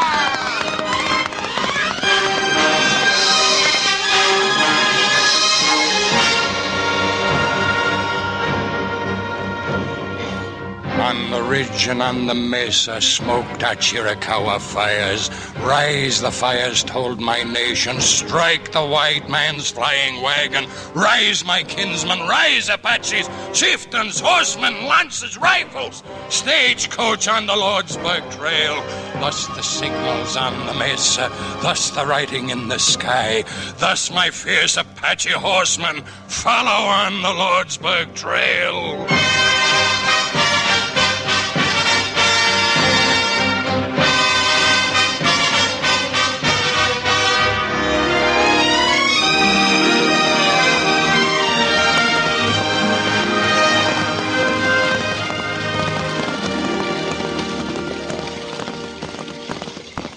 We're making good time. I say we're out of danger now, thanks to Ringo here. Very decent of you to come back, Ringo. I wouldn't be too sure we're out of danger yet, Hatfield. We'll be in Lordsburg soon, then. Very soon. How's the baby? Sleeping. Doc told me what you did for me. Thank you very much, Dallas. You know, danger whets my appetite. Indeed it does. Let me see. There must be a bottle of something left in this bag. A bullet. It just missed your head, Doc. On the floor, Miss Mallory. Dallas, you and Miss Mallory, get down! Apaches, hundreds of them. Hey, Ringo! Curly's calling you from the driver's seat, Ringo. Here's your Winchester. Use it, man. Use it. Thanks. Got my rifle. Ringo, look out! That Apache on that painted pony. Got him. See that engine on that Mustang coming alongside? Don't talk. Shoot! Well, now you see him, and now you don't. You ladies all right? We're all right. Now you see him, and now you don't. Baby, all right? Yes, baby's all right. You gentlemen will be good enough to shoot Indians instead of... Hatfield's been hit. Get that Apache. I'll help Hatfield. Got him. Faster! Drive faster! Fire! Fire! Can't Miss Mallory, you'll get hurt. Easy, Hatfield, easy. I could use some more help up here. Give me your pistol, Doc. Take it. Thanks. Look at all those engines. Apaches all have big families. Don't talk. Shoot. I can't. Out of ammunition. Oh, no. Why have Buck and Curly stopped firing outside? Buck's hit. Curly's empty, too. This looks like it. No. I have only 3 bullets left. That's enough. Indians won't get you or Mrs. Mallory or the baby. No, they won't. Listen! Get out! No, listen! It's a bugle! Listen! It's the cavalry from Lordsburg. The Apaches are breaking! They're running away! Glory, glory! How's Hatfield? Dead. Glory, glory.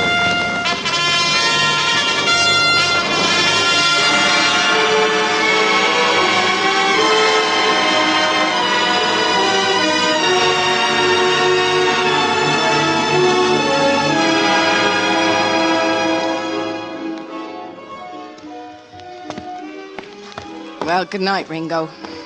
Is this where you live in Lordsburg? I told you. I warned you. I told you didn't know me. This part of town is no place for a nice girl, but it's all right for me. Now say goodbye, Ringo. Say goodbye. I asked you to marry me, didn't I? I'll never forget you asked me. Go on back and wait for me in the stagecoach. Where are you going? Business. With the Plummer boys. I'll just take a slow walk down Main Street and see what happens.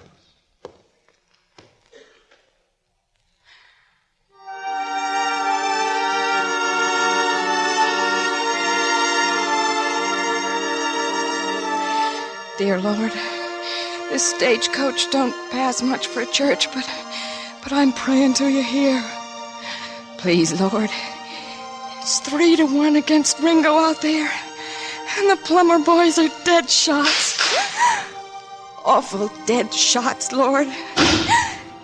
Like I was saying, Lord, it's 2-1, Lord. He's all I got, and all I ever want. So please, dear Lord, please let me have him back. Please, please, please. Oh, carry me back to the lone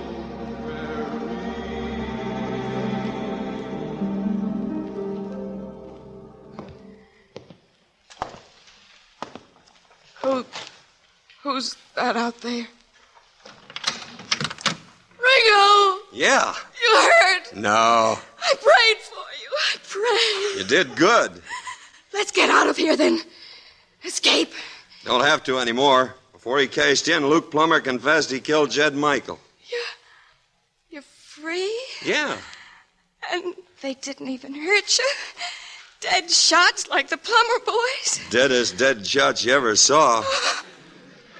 Oh, Ringo. Dallas, what are you crying for? Nothing's happened.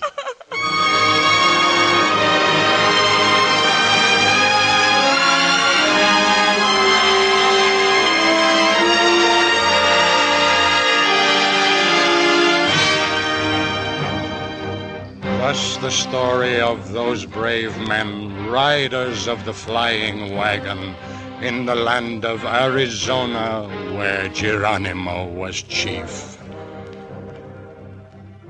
In the great land in the desert where the flying wagon galloped, that the white men called the stagecoach, bringing brave men to the west.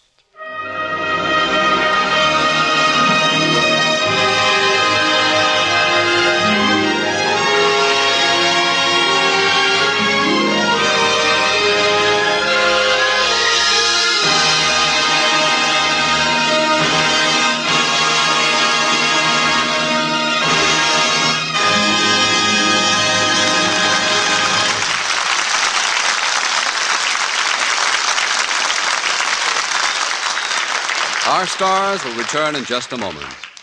the NBC Theater has presented the Screen Directors Guild production of Stagecoach, starring John Wayne, Claire Trevor, and Ward Bond, and introduced by John Ford.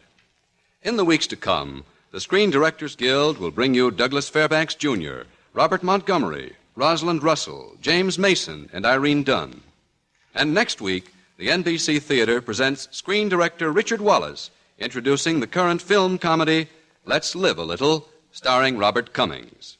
And now, here again is our special guest, the president of the Screen Directors Guild, Mr. George Marshall. The premiere production of the Screen Director's entry into radio has now joined the Stagecoach itself in that great fund of memories known as the past.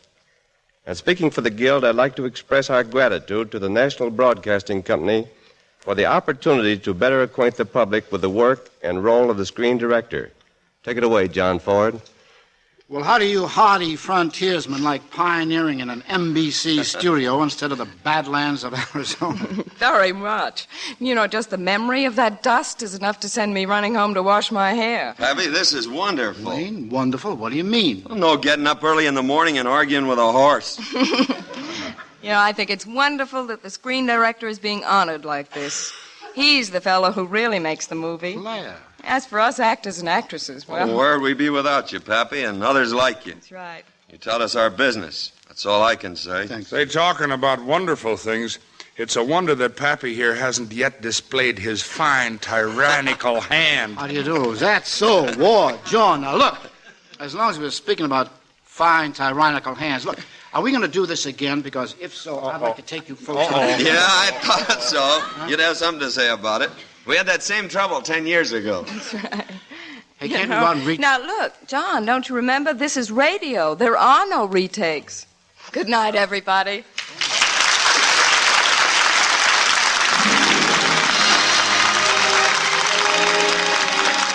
Our thanks to our stars, John Wayne, Claire Trevor, and Ward Bond, and to screen directors George Marshall and John Ford. Also heard were Barbara Fuller, Peter Leeds, Horace Murphy, Norman Field, Dan Riss, Ken Carson, and Eddie Fields.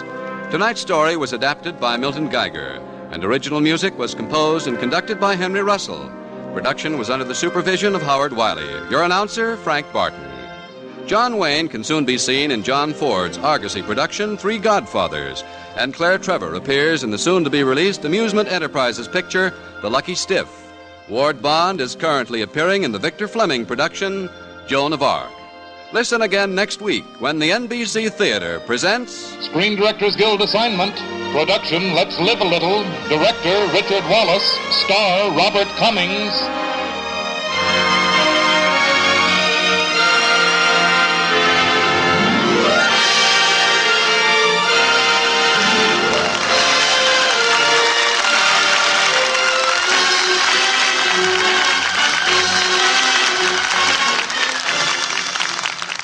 Don't miss an hour now of America's favorite music, old tunes and new hits over most of these stations.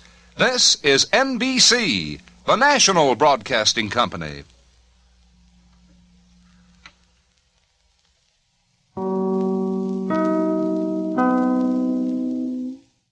Did a headache spoil the day for you?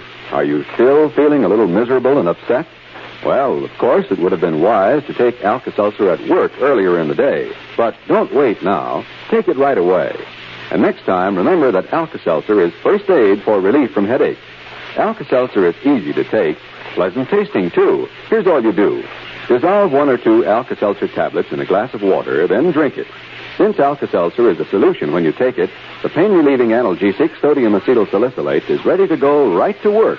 And say, that fizz that creates thousands of sparkling bubbles gives speed to Alka-Seltzer's relief-giving qualities. Yes, it gets there fast to give fast relief. So remember, first aid for relief from headache is Alka-Seltzer.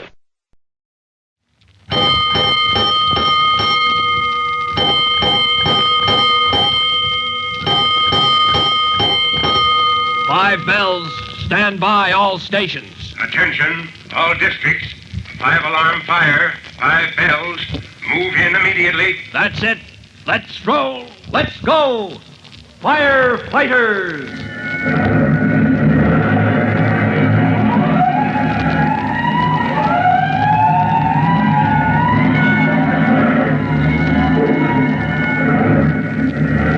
Presenting Firefighters, the true-to-life story of our unsung heroes who stand ready to ride by day or night against our most murderous enemy, the demon of fire.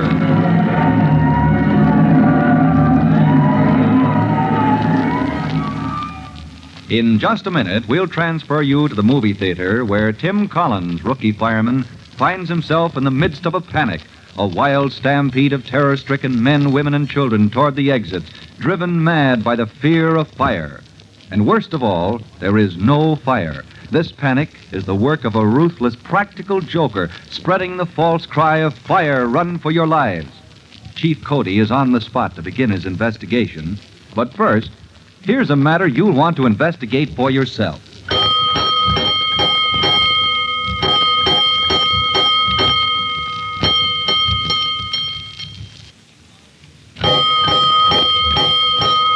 Let's go, firefighters! Tim Collins, rookie fireman, has just fought his way to the aisle in a panic-filled movie house and grappled with the mysterious culprit whose idea of fun is to spread the false cry of fire. As Tim's grasp closes on the unknown prankster, we hear... Ease up there. This is Chief Cody. Sorry, sir. I had my hands on that fellow. I was trying to see who he was. Never mind that now, Collins. We've got to calm these people down. Yes, sir. Now get up on that stage. Tell them there's no danger before they hurt themselves jamming the exit. Yes, sir. I'm on my way. All right, let me through there. This is the fire department. Now take your seats, everybody. There's no danger. There's no fire. Take your seats, please. No, great Scott, another false alarm. That fiend has fouled up half the fire department with another false alarm.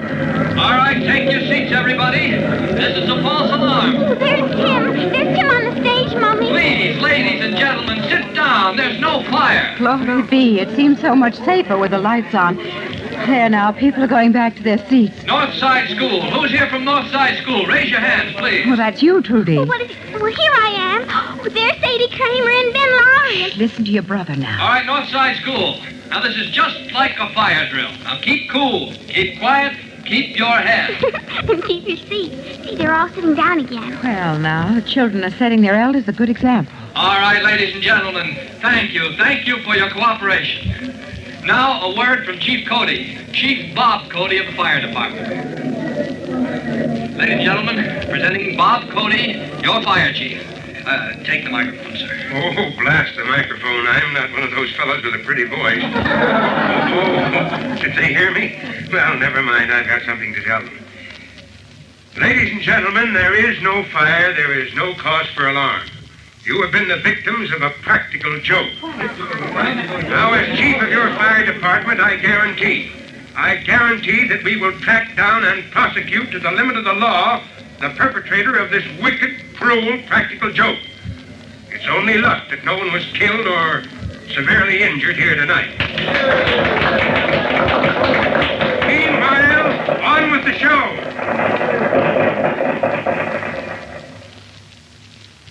Oh, to think I had my hands on that rascal, Chief Cody. I had my hands on him and he broke away. Now, don't blame yourself, Collins. And don't worry. We'll get him soon. He's getting reckless. Yes, sir, I see what you mean. He's getting careless, and maybe he'll take a chance that'll drop him right into our hands. That's what I'm hoping. Well, I'm going out to the street. I've got to tell the boys from the fire companies that this is another false alarm. Yes, sir. You wait for me in there, Collins. Here in the manager's office? Yes, go on inside. All right. There's somebody in there we want to talk to. I'll be back as soon as I've ordered the recall. Excuse me, Chief Cody said I was... Jimmy. Hiya, Tim. What are you doing here? Just sitting here, that's all. Who let you in here? Chief Cody. He said I should stay here till he gets back. So you're the somebody he wants to talk with. Well, I'll be... What do you mean? Jimmy, back there at the house, I thought you were out of this case. You told Mom you didn't have anything to do with these false alarms. Oh, gee, golly. I don't, only just sort of. Yeah, only just sort of. The night of that first false alarm, you lose a red and green knitted glove. The left-hand glove from the pair Aunt Ellen gave you. And that same night, a glove is picked up under the box where the false alarm was pulled. Well, I said I lost my glove somewhere, didn't I? And tonight, Mom and Trudy and I are all sitting together watching the movie when somebody pulls a false alarm from the box here in the theater. But where were you? Well, didn't I say I was thirsty? Yes, you said you were going out to get a drink, Jimmy. All right, I'm asking you, did you get it or... No, I didn't get a drink of water. Well, then where were you when that false alarm was pulled tonight? He was out in the lobby, Collins, talking to me. That's where he was. Right, Jimmy? Oh, gee. Yes, Chief, and thanks. Golly, I thought Tim wanted to be a fireman. But now all he does is play detective. Wait a minute, I don't get it. 1 minute all the evidence points one way, and before you know it's all Well, that's pointing... the trouble with detective work. You never know where you are until you look back at the case afterwards. Now then, let's get to work. Jimmy, you've got something to tell us, but I want to hear your brother's report first. Mine, sir? Yes. What about that fellow you grabbed in the dark? Oh. Well, I never heard that voice before, sir, but for size... Well, I'd say about the size of Jimmy here. So it's a boy about 14, more or less. And when we get him, we'll clear up both cases of false alarm. Do you have proof he's the same fellow as last time? Yes, sir. Plenty of proof. Here, look at this. The other glove. The mate to the glove we found the night of the blizzard. Golly gosh. Where'd you find it? Out in the corridor behind the auditorium, Jimmy. Right under the alarm box where that maniac dropped it. Jimmy, I think you'd better come clean. Come clean about what? Oh, gee, Chief, about my gloves. I had a pair like that, only I lost one. And Tim keeps thinking maybe I... Jimmy, where's that glove you showed us at home? I hope you've got it right there in your pocket. It'll look bad if you haven't. Oh, all right. There it is. Oh, Jimmy, you're in the clear. That proves it. Oh, excuse me, Chief Cody. That's all right, Collins. I'm a little relieved myself. Though it would be hard to suspect Jimmy here, since he and I are working together on this case. Working together? Yes. Well, that's why you had him wait here in the manager's office. Collins, your brother has a line on another boy who owned a pair of gloves like this. He saw that boy here in the movie house tonight, before the panic broke out. He was just about to tell me the name when the false alarm was pulled. Wait a minute, Trudy. Let me fix my hat in the mirror. Thank goodness there's fresh air out here in the lobby. Mommy, I'm going over by the door and wait for you where the air is even fresher. Wonder if I should change the ribbon on this hat. All right, Trudy, don't catch cold. Oh, excuse me.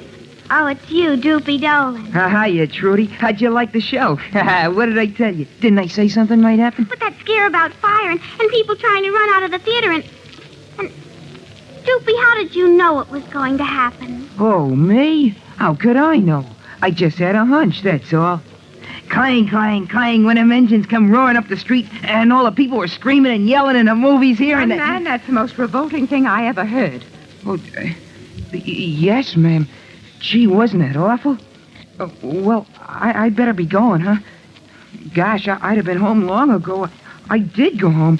Only my mother, she made me come back. Your mother sent you back here to the theater, young man? Yes, ma'am, she did. After the fire engines left, I went all the way home. All the way. And then she makes me come back, just because I lost something. And how am I going to find anything when the theater's all full of people and dark and all? The lost and found is in the manager's office, Doopy. Everybody knows that. And here's the door of the manager's office. Oh, well, maybe tomorrow. Maybe my mother won't be sore if I tell her I looked and it wasn't there. You don't want to tell fibs to your mother, do you?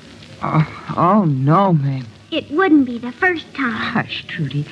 Well, young man, you just knock on that door and tell the manager what you lost. Well, if he's busy or... Now, you're just bashful. Shall I knock on the door for you? No, ma'am, Well, if I gotta do it, I guess I gotta. Oh, gosh, all the time there's somebody picking on you. That's right. You knock until somebody answers.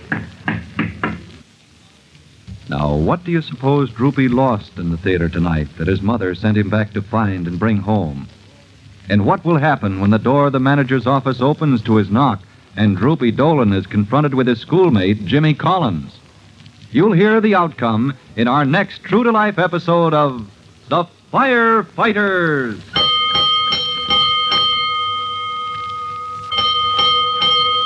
That's it. Let's roll.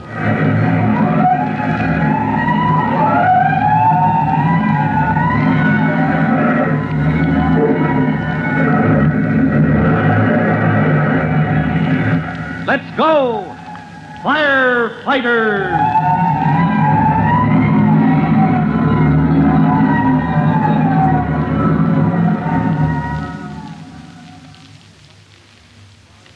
Firefighters is written by Frank Jones and is a copyrighted feature of William F. Holland Productions.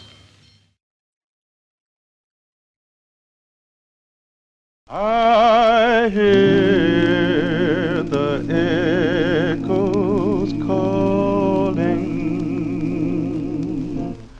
calling far away.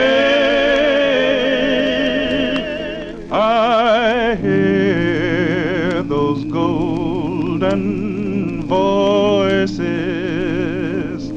saying, meet me at the Golden Gate.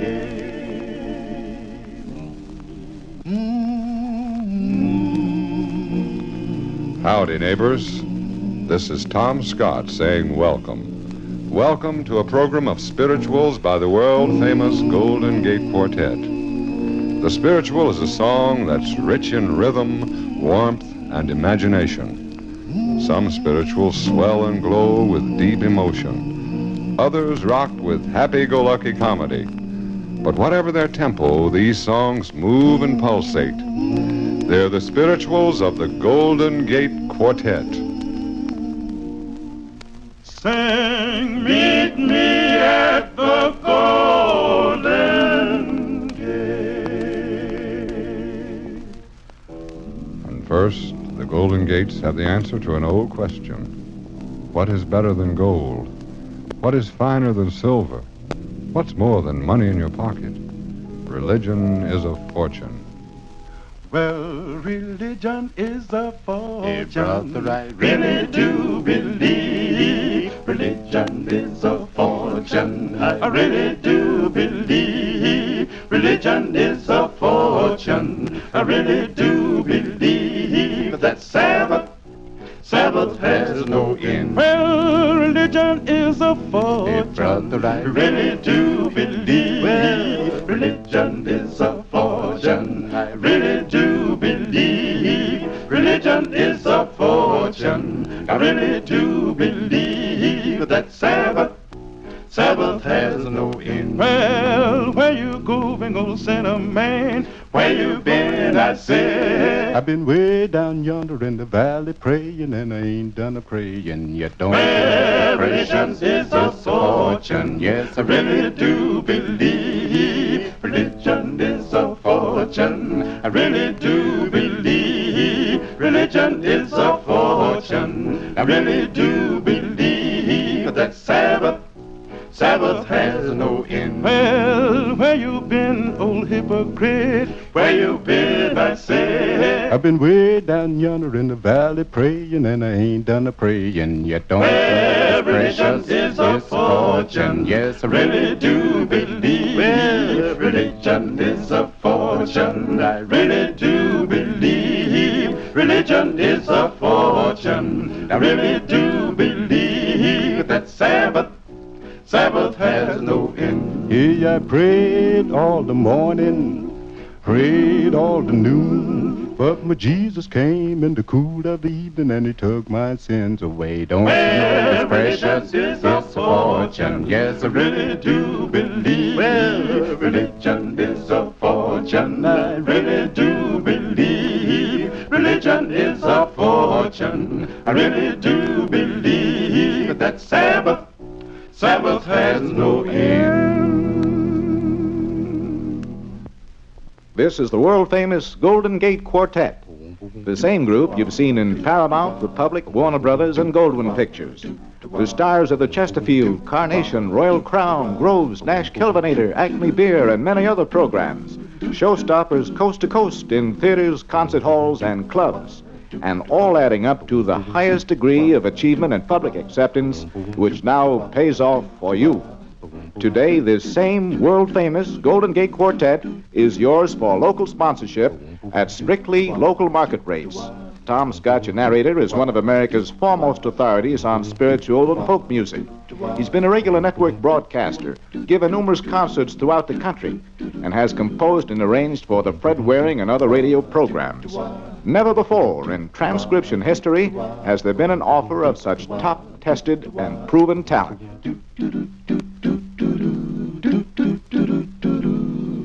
And you know, there was a man, and his name was Ezekiel, and he walked and talked like a natural man in the valley of the dry bones. Well, Ezekiel was in the valley. It was on the Lord's day. Well, then God told Ezekiel to prophesy and share the word of the Lord. Great God, then Ezekiel was in the valley. It was on the Lord's day. Well, then God told Ezekiel to prophesy and hear the word of the Lord. Great God, then God told Ezekiel, the Son of Man, to preach the gospel to the sinful land. But the children of Israel got so wicked, my God stopped and he called Ezekiel. Hey, Ezekiel, go prophesy. The children of Israel are going to die. Put Ezekiel in the valley to prophesy and hear the word of the Lord. Great God, then the toe and the foot bone joined together, then the foot and the ankle bone joined together, then the ankle and the leg bone joined together, then the leg and the knee bone joined together, then the knee and the thigh bone joined together, then the thigh and the hip bone joined together, then the hip and the backbone joined together, then the back and the rib bone joined together, then hear the word of the Lord. Great God, then the finger and the hand bone joined together, then the hand and the wrist bone joined together, then the wrist and the arm bone joined together, then the arm and the elbow joined together, then the elbow and the muscle bone joined together, then the muscle and the shoulder bone joined together, then the shoulder and the collarbone joined together, then the collar and the neck bone joined together, then the neck and the jaw bone joined together, then the jaw and the skull bone joined together, then hear the word of the Lord. And then the foot bone began to walk, the jaw bone began to talk, all got together at my God's command, walking and talking like a natural man. Them bones, dry bones.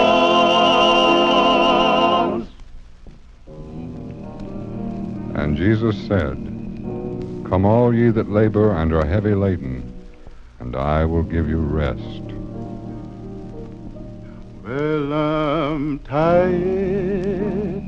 Ooh, well, I'm tired. And I want to go home. Lord, I want to go home. Well, I'm tired. Oh, well, I'm tired. And I want to go home. Lord, I want to go home. Oh, well, I'm tired. This wicked world, Lord, I pay a heavy toll. Lord, you know I'm tired. Oh, well, I'm tired, and I want to go home. Lord, I want to go home. Oh, well, my neighbors, they all talk about me and scandalize my name. Scandalize my name. They call me sinner, backslider, call me a gambling man. Yes, a gambling man. But Lord, I'm ready to stand the test. Lord, you know I've done my very best. Lord, you know I'm tired. I'm so tired. Lord, and I want to go home. Lord, I want to go home. Well, Lord, you know I'm tired. Oh, well, I'm tired. Tired, and I want to go home. Lord, I want to go home. Well, I'm tired. Lord, you know I'm tired. And I want to go home. Yes, I want to go home. Oh, well, I'm tired. This wicked world, Lord, I pay a bitter heavy toll. Lord, you know I'm tired.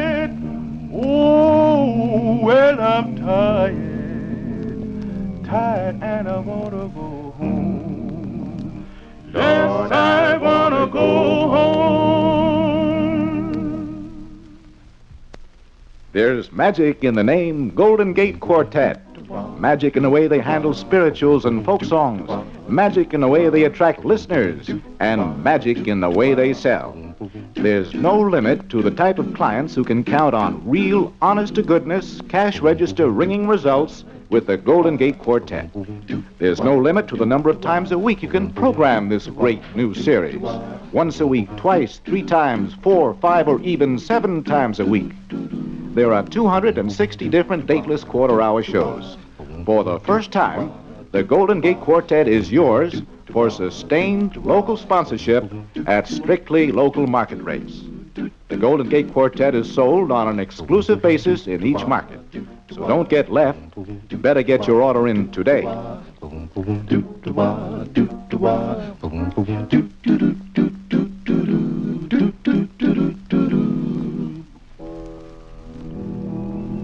And it was written, For 1,000 years in thy sight are but as yesterday, when it is past, and as a watch in the night. Time's a winding up. I'm gonna shake my mother's hand. Oh, well, time's winding up. Time's winding up. Is finding done. Time's winding up. I'm going to shake my mother's hand. Because the time's winding up. Lord, I feel like my time ain't long. I'm gonna shake my mother's hand. Because time's winding up. Is winding done. Time's winding up. I'm gonna shake my mother's hand. Because time's winding up. Lord, I feel like my time ain't long. Well, I shake my father's hand. Time's winding up. Oh, yeah. Time's winding up. Is winding done. Time's winding up. I'm gonna shake my father's hand. Because time's winding up. Lord, I feel like my time ain't long. Well, the tree heads was bending way up in the heavenly land. Well, my God spoke to the Holy Ghost. He said, come on and let's make man. Well, good Lord.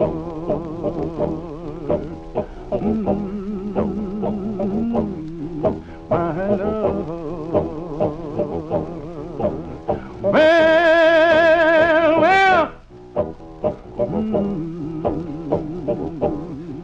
When I shake my sister's hand. Because time's winding up. Time's winding up. Is winding done. Time's winding up. I'm gonna shake my sister's hand. Because time's winding up. Lord, I feel like my time ain't long.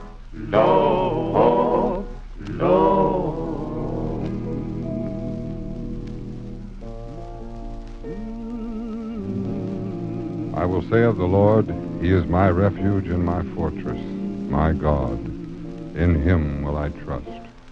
And this is Tom Scott saying goodbye for the Golden Gate Quartet, who wish to leave you with this message. May God bless you and keep you strong in spirit and in health. Sing, meet me at the golden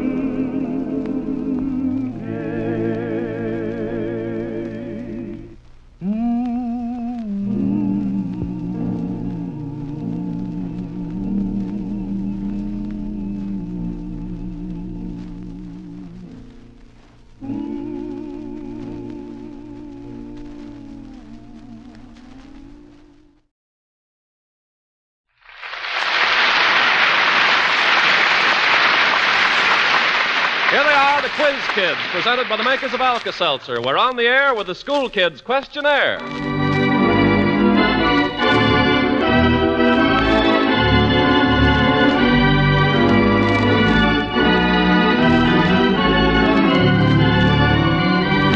The Quiz Kids, 5 bright, lovable youngsters ready for another difficult examination in the Alka-Seltzer schoolroom of the air.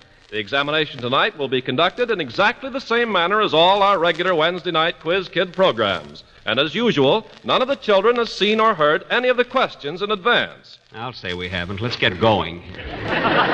All questions were sent in by you listeners and were selected by Sidney L. James of the editorial staffs of Time and Life magazine. I don't care who sent them in. Let's get going. That's all right. A new Zenith portable radio will be awarded the sender of each question used on this program tonight. And now our chief quizzer himself, Joe Kelly.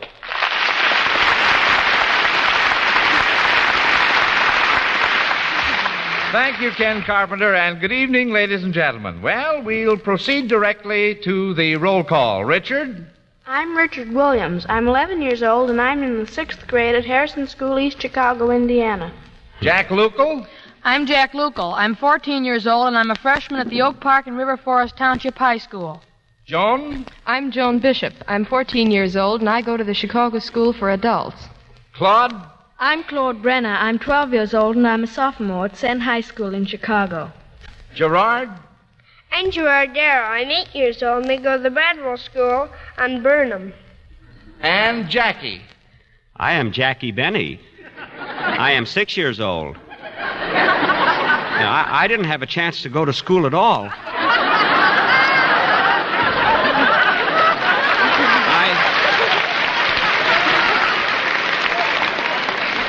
I was just a poor boy, and I used to stand on the corner selling papers, barefooted in the winter. And I used to say, extra, extra, paper here. Get your paper. Quiet, please. Fine chance I'm going to have here, I can see that. You know. Now, Jackie, I know please. just as much as the kids, you know. You just ask the questions, that's all. Jackie, please. And incidentally, where are your curls? What? Where are your curls? On my lap. They got hot. Well, while we're getting ready for our first question, just a word or two from Ken Carpenter. Here's a word of friendly advice to all you parents and older folks. Alkalize with Alka-Seltzer. Yes, the next time you eat too much or too fast or eat while under stress and strain, alkalize with Alka-Seltzer. Alka-Seltzer is just the thing to relieve the misery of acid indigestion and distress after meals. It helps to neutralize excess stomach acid, so often the immediate cause of the distress of an upset stomach. That isn't all. You see, Alka-Seltzer is a pain reliever also. And if you have a sickish headache along with the stomach upset, Alka-Seltzer can bring you mighty comforting relief in both of these disturbances. Be wise. Take Alka-Seltzer. You'll feel better fast. You said it. Quiet, please. We will now start with the questions. All right, quiz kids. R.S. Hart of Seattle, Washington says that he was in the desert and after taking an analysis of the only water available, found that it was 100% aqua fontis. Would you drink such water? Joan? Yes, I would. Well, can you give us anything further? Well, aqua fontis is fountain water. That's right. It's really spring water, Joan. Oh, yeah, spring water, yeah. Joan. That's right, Mr. Kelly. It's spring water. Yes, I know. It says so on my card here. I know. That's where I saw it before.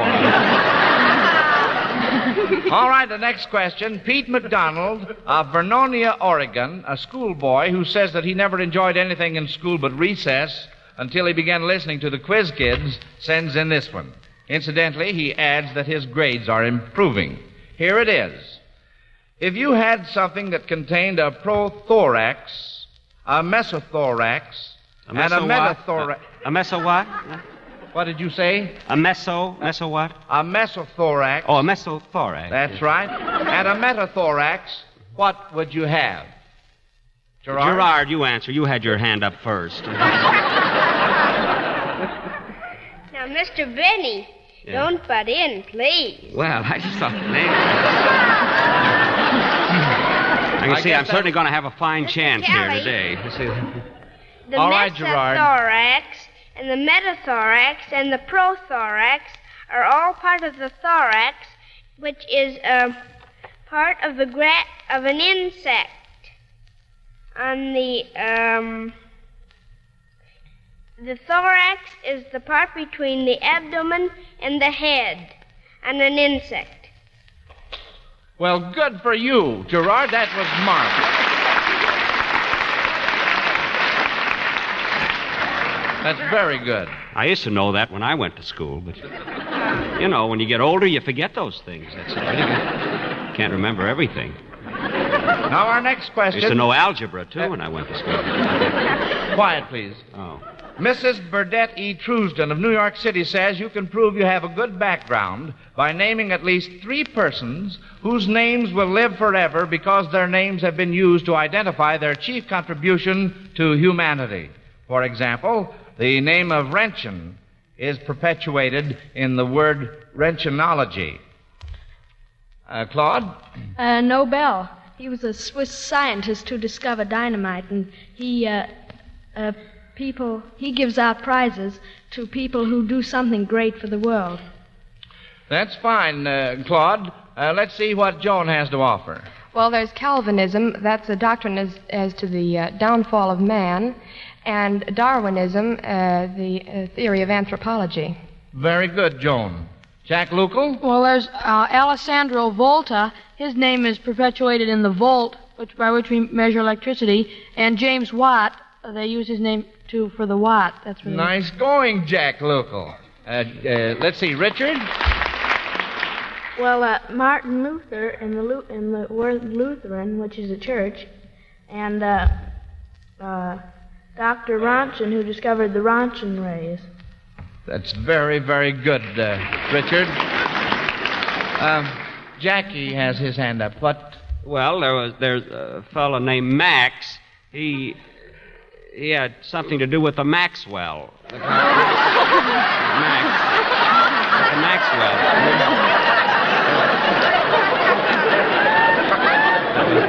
Now, wait a minute, Jackie. There's no connection there. There is, too. A fellow named Max sold me my car. There it is. Max Maxwell. Name was Max Miller. Certainly got a fine chance on this program, believe me. Should have stayed on my own Jell-O show. It's beside the point, but we'll accept it as half right. Well, about time. Claude? Also, there's Jean-Francois Ampere. He had something to do with electricity, and his name lives in the ampere. Oh, the ampere, That's the right, ampere. Claude. Jack Lucal. Well, there's Cadillac and LaSalle were French explorers, and their names are names of automobiles.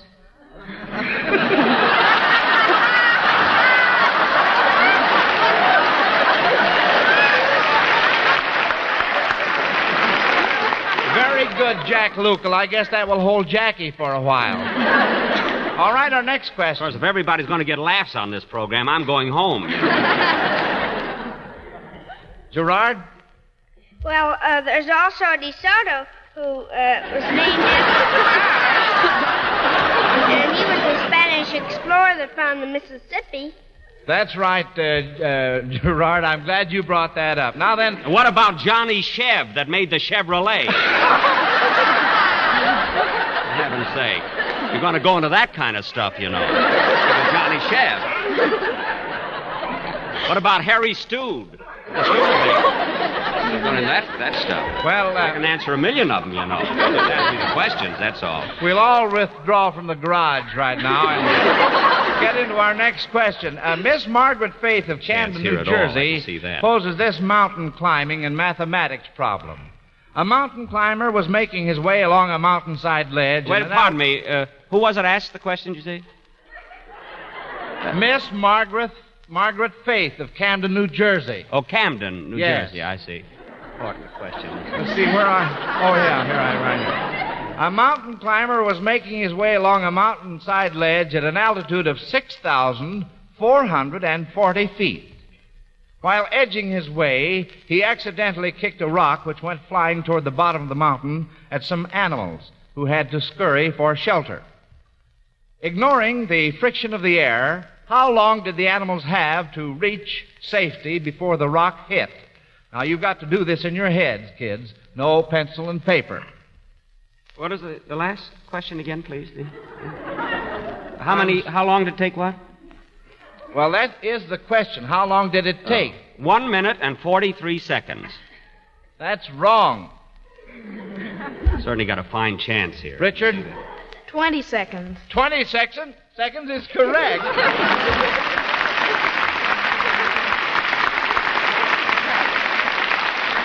Well, no wonder. He squared the root. I tripled it. Well, nice going, kids, and though I don't think you need it, you can rest a moment now. It's recess time. We've been telling you over and over again about Alka-Seltzer. We've told you how good it is, how convenient and economical, and how fast it can bring relief in the distress of so many common ailments.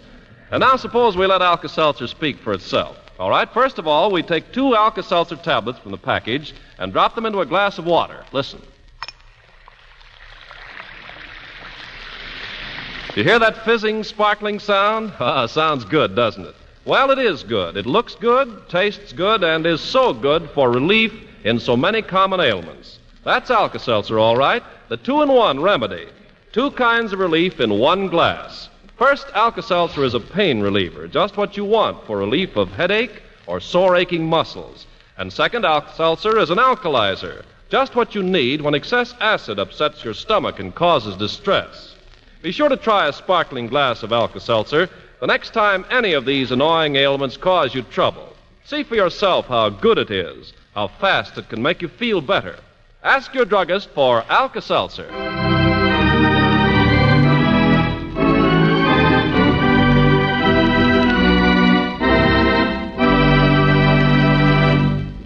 Ladies and gentlemen, you are listening to the Quiz Kids, presented every Wednesday night at this time by the makers of Alka-Seltzer. Now, just a word about the questions. You can win a new Zenith portable radio with patented built-in wave magnet if you send us a question which our question editor finds suitable for use on the air. Yes, Alka-Seltzer awards a famous Zenith portable radio for each question used on this program. Just mail your questions by postcard or letter to Quiz Kids, National Broadcasting Company, Chicago. That's Quiz Kids, National Broadcasting Company, Chicago.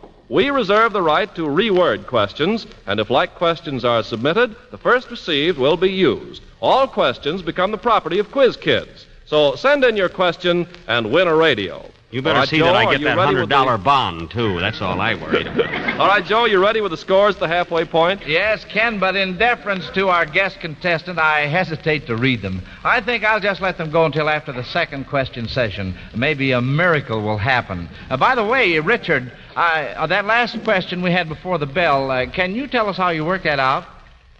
Well, Mr. Kelly, anybody falling through space, disregarding the friction of the air, accelerates at the rate of 32 2/10 miles feet per second. And the rule is the distance equals the time in seconds squared times half of the acceleration per second. And in this case, it was 6,440 feet equals 16 1/10 times the time squared. So I divided 6,440 by 16 1/10 and got 400, which is the square of the time in seconds. And I extracted the square root, and that gave me 20. And so the answer is 20 seconds. Good for you, Richard, my boy.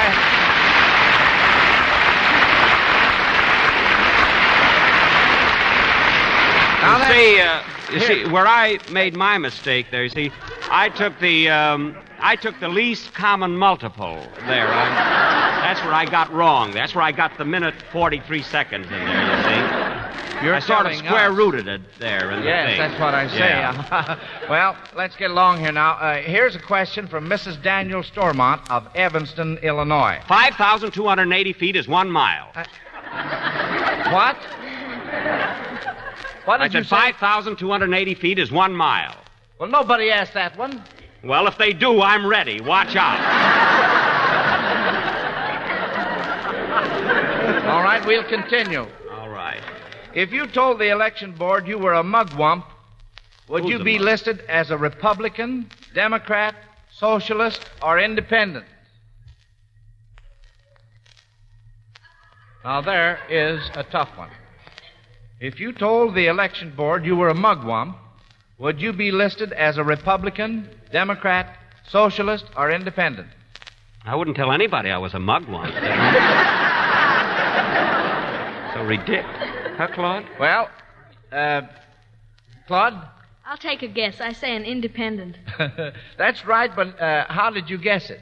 I just guessed. Oh, you just guessed. That's right. You see, the political name of Mugwump, well, let's see what Joan has to say. Well, I rather thought it was independent, too, because there's a column in one of our Chicago papers called Mugwump. That's on true. Politics. But you see, the political name of Mugwump started in 1884 when it was applied to supporters of James G. Blaine, who switched to Cleveland because of his civil service views. Blaine was Republican candidate for president. Jackie? I know what a mugwump is. Oh. You do? You see, a All right. mugwump is a bird that sits on the fence with its mug on one end and its wump on the other.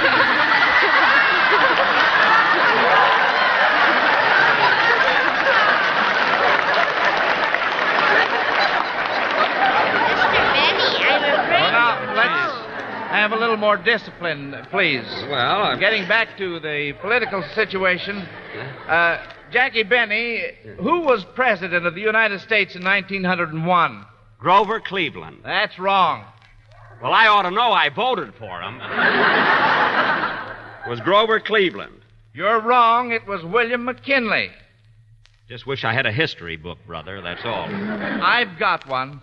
Well, give it to me. I got a low chair here.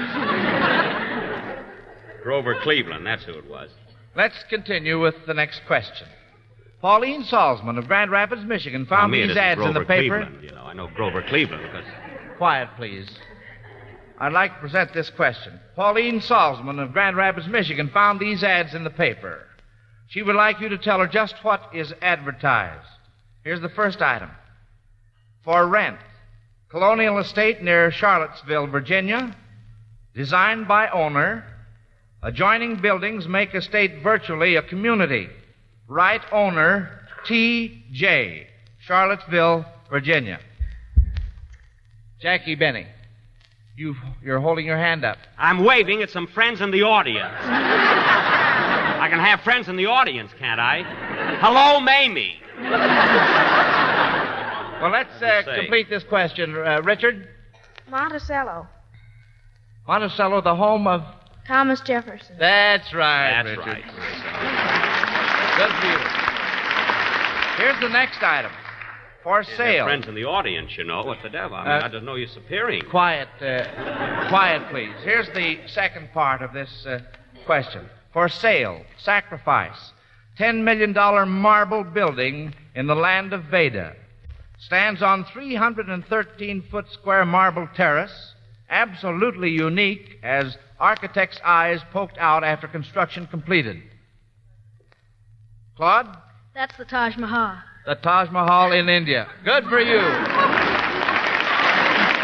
And it took 22,000 men 22 years to build it. And I'm right about Grover Cleveland, too. Tell me about Grover Cleveland, you know. We'll continue. Frank O. Estes of Towson, Maryland, sends in this one.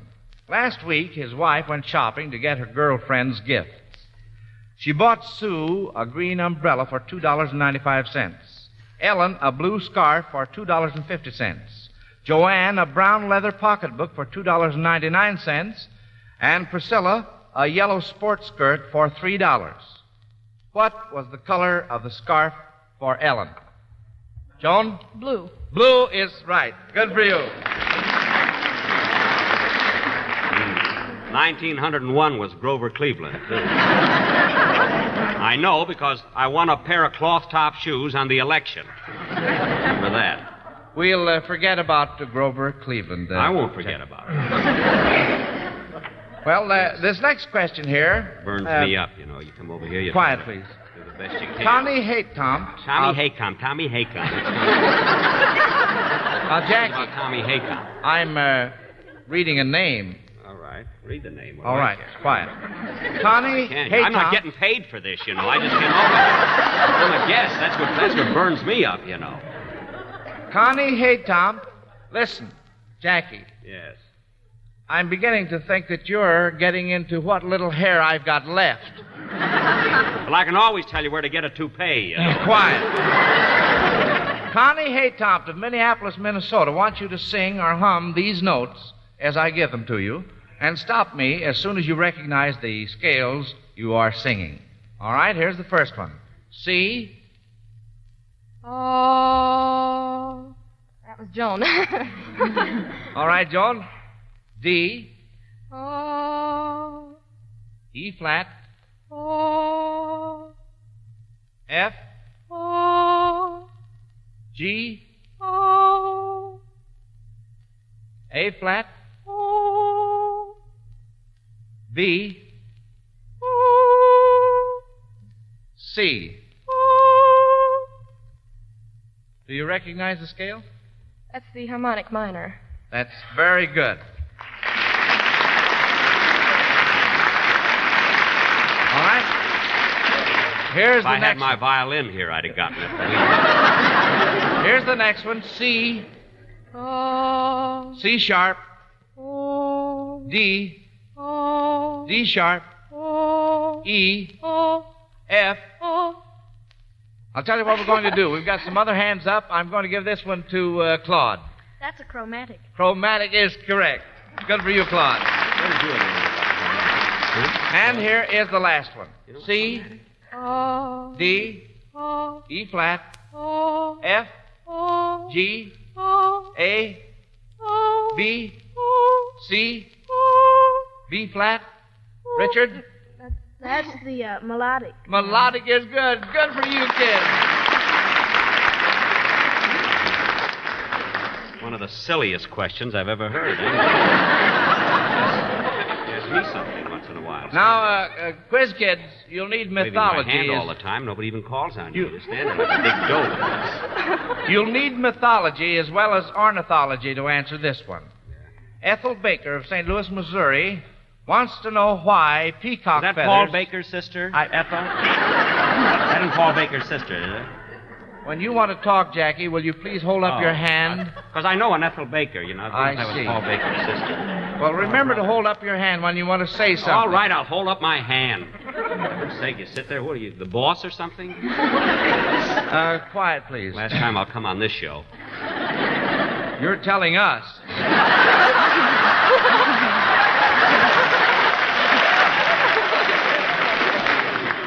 Now, let's see, where am I? Oh, yes, here I am right But here. I care, but it's just... Ethel Baker of St. Louis, Missouri wants to know why peacock feathers are spotted. Gerard? The peacock has eyes in his tail feathers because of a mere myth. You see, when a long time ago, when Jupiter married Juno, after a few years, he became jealous of her, and he turned her into a calf. And he sent Argus to watch her. But Juno turned herself right back into her regular form, and Argus was the one that had 100 eyes in his head. And Juno killed Argus and put the eyes in the peacock's tail. Well, thank you very much, Gerard. That was a very fine description. Jackie, I see you've got your hand up. I'm wiping my forehead. It's hot here. Even raise his hand. Fine, we'll continue. Ridiculous questions I ever heard. James Wilson, Jr. of Toledo, Ohio, wants you to compose a second line to his one-line verse. Here it is. Fred Allen has a funny show. I'm going home. Now, you keep your seat. All right, Fred Allen has a funny show. Let's hear a second line to that. Joan? Fred Allen has a funny show, but there's not a thing he doesn't know. Very good, Joan. All right, let's have another one. Funny about that show, boy. Gerard? When Mr. Benny hears that, he'll surely blow.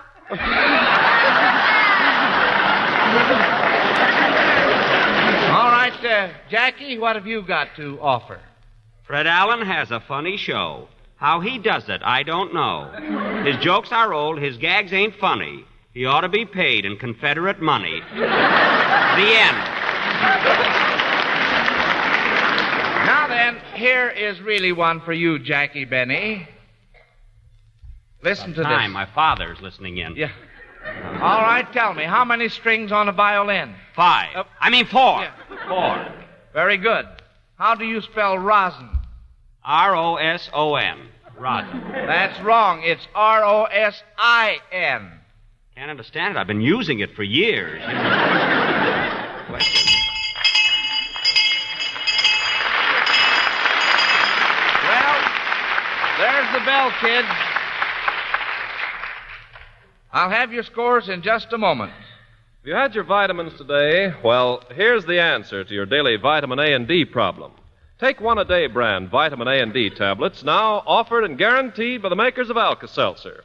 Each One-A-Day tablet is equal in vitamin A and D content to 2 whole teaspoonfuls of cod liver oil, meeting minimum United States Pharmacopoeia standards. One-A-Day is all you take, One-A-Day is all you need, and a penny a day is all it costs.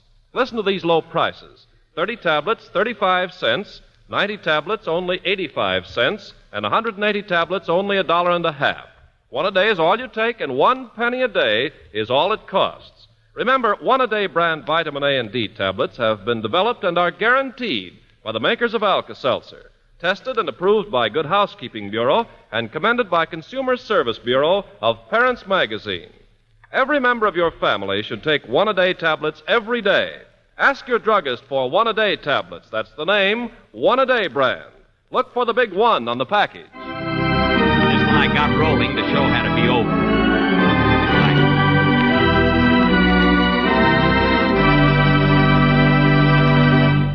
Well, kids, as a group, you missed only one question tonight, and the individual winners are Richard first, Joan second, and Claude third. Of course, I knew I wouldn't be in it. I congratulate you. I congratulate you, as I said before. I congratulate all you quiz kids and take pleasure in presenting to each of you, in behalf of the makers of Alka-Seltzer, a $100 denomination United States savings bond.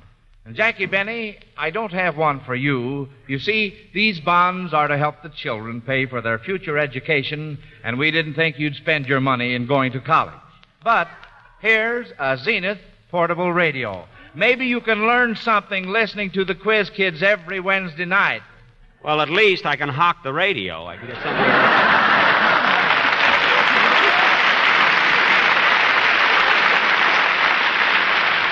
Friends, we'll be back in Chicago next week, and we'll resume competition with only the 3 highest scorers remaining for the succeeding examination. The 3 winners on our last competitive program were Claude, Richard, and Jack. Completing the board will be Gerard and Joan, the same children on the program tonight. Meanwhile, this is Joe Kelly dismissing the Quiz Kids class until next Wednesday at this same time. Good night, kids. Come on, ask Mr. more Kelly. questions. Let's get going here. Come on.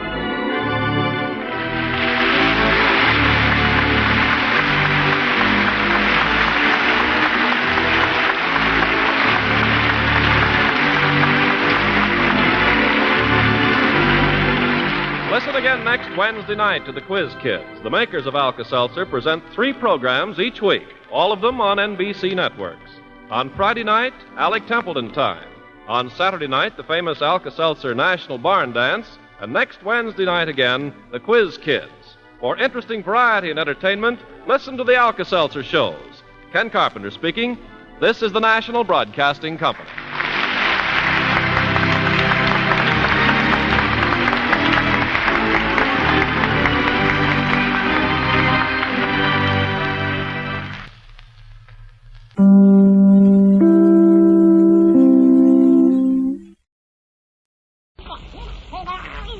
Nice little baby, don't you cry. You'll get your swan bath by and by.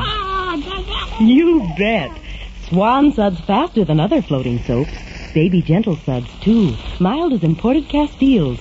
Great for baby's bath and swell for mommies and daddies, too. I Swan. How about you?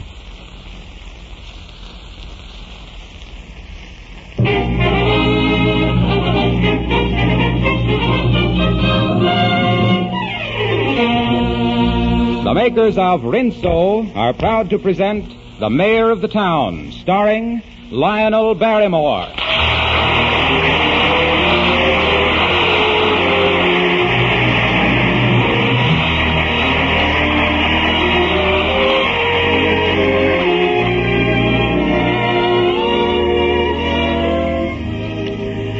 Evening, friends. Welcome to Springdale. I'm mayor here, you know, and I'd like you to know the keys to the town are yours. I guess Springdale is pretty much like your town. Well, pretty much like most towns here in the United States. And the people, well, they're a lot like your own neighbors. Here comes one of our folks now. He's one of the most respected citizens. I'd like you all to meet Arlo Wilcox. Thanks, Mr. Mayor. And how do you do, friends? Well, now that we're all acquainted, there's just one thing left for you to find out about. The product that brings you the show. What's that? You say you already know about Rinso? You say you've used it in your wash tubs and your washers and dish pans for years? You say you're crazy about those dazzling Rinso white washes? About the way Rinso leaves your washable colors bright and fresh? You say you're delighted with the time, work, and money Rinso saves you? Well, what are we waiting for? No point in my saying anything further. Let's get on with the show. The Mayor of the Town, starring Lionel Barrymore.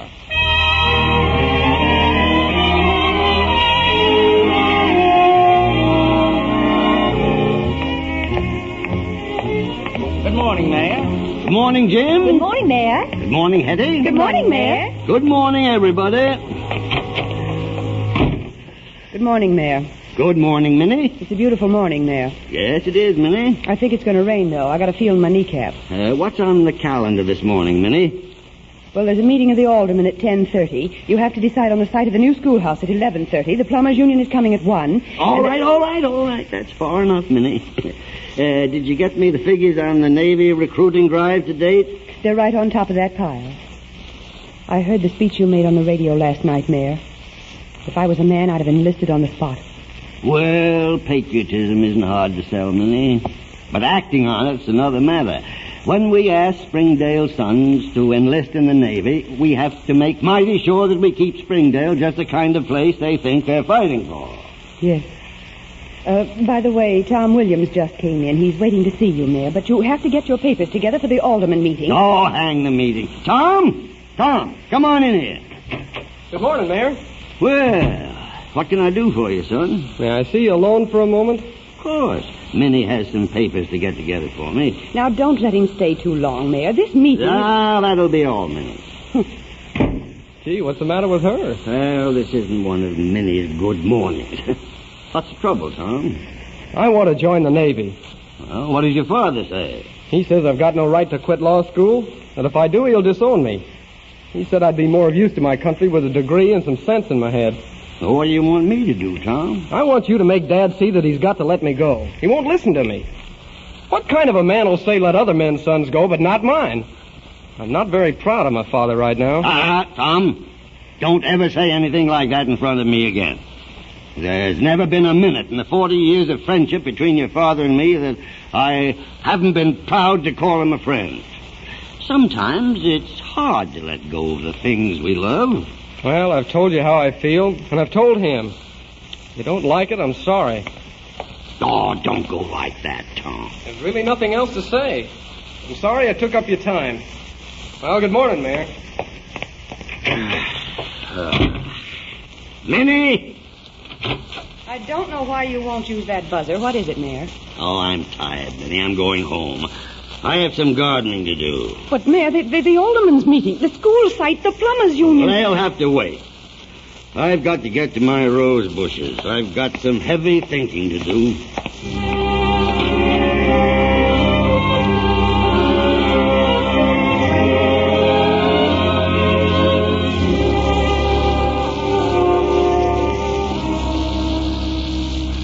I'm going out in the garden, Marilla. If anyone calls, I don't want to be disturbed. It's a pity that a grown man can't do a spell of thinking without getting down on his knees with his hands in the dirt.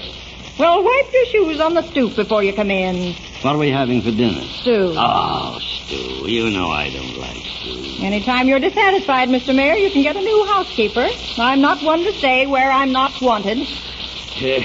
Marilla, What do you think about the war? Oh, I just like to have 5 minutes alone with a tea kettle of scalding water and that Hitler. Well, if you had a son, would you want him to fight? Yes, I expect I would. Did you like my speech last night asking for recruits? I've heard you make better. You cleared your throat 9 times and you lost your place twice. Marilyn, I'm worried about Tom. He wants to enlist. Well, if I was the mayor and making fine speeches on the subject, I'd do everything in my power to help him. It isn't easy when it comes home, is it? A little bit afraid to face the judge, aren't you? Is there anything you don't know, you old witch? Not much. Well, the judge and I have been playing checkers every night for 20 years. That may end if I interfere between him and his boy. Well, there's other fish in the sea.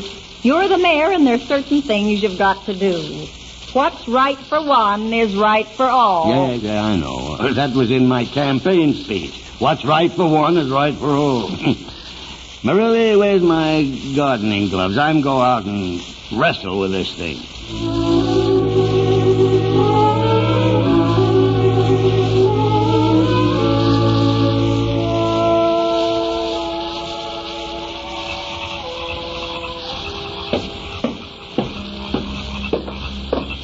Evening, Mayor. Evening, Judge. Feel like a game of checkers? Might. It's a nice night, isn't it, Jim? Yeah. Puts me in mind of the night I was first courting Anne. The dusk turning deeper every minute, and the stars coming out, and the sweet smell of late summer in your lungs. Anne had a blue dress that summer, and she looked like a picture. Did you remember, Jim? Misty it was, with lace. Oh, so it didn't have lace. It had ribbons. Anne couldn't abide lace on anything. It had lace. I remember it just as well as those ridiculous celluloid collars that you wore. It had lace.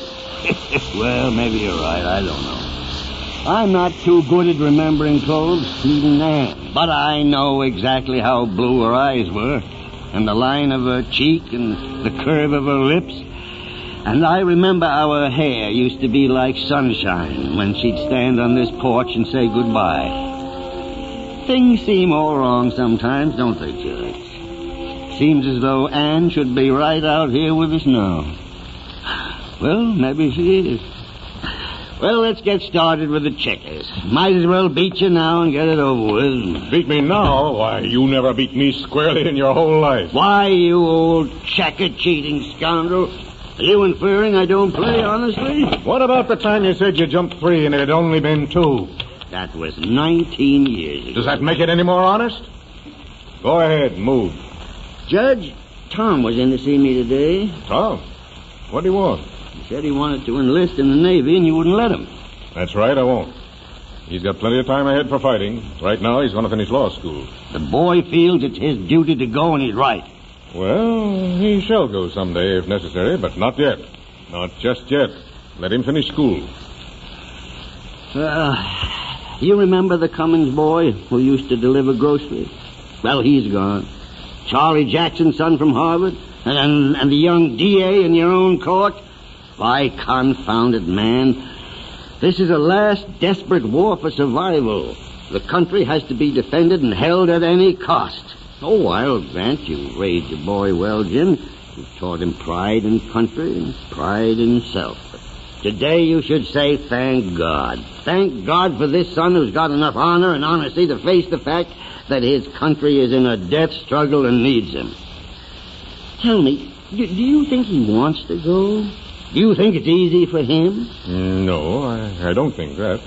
Well, then, are you going to have less courage than he has? I would go myself if I could.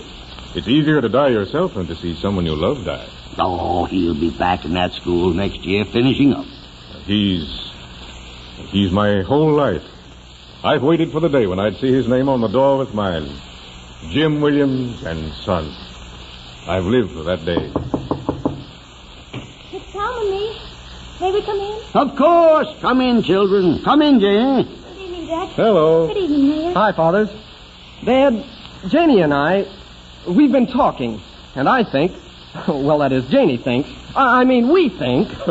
Come on, speak up, son. Well, it's that we know we're young and all that, but for a long time... Oh, tell him it started when you stole my dolls, and it's never ended. Tell him it began when I was 15 and you were 17, and you kissed me. Tell him it began, too, just now in the garden. Stars look down on the trees that we've known all our lives just this year. Tell him it's going to be forever. And we want forever. There, you see? That's how it is.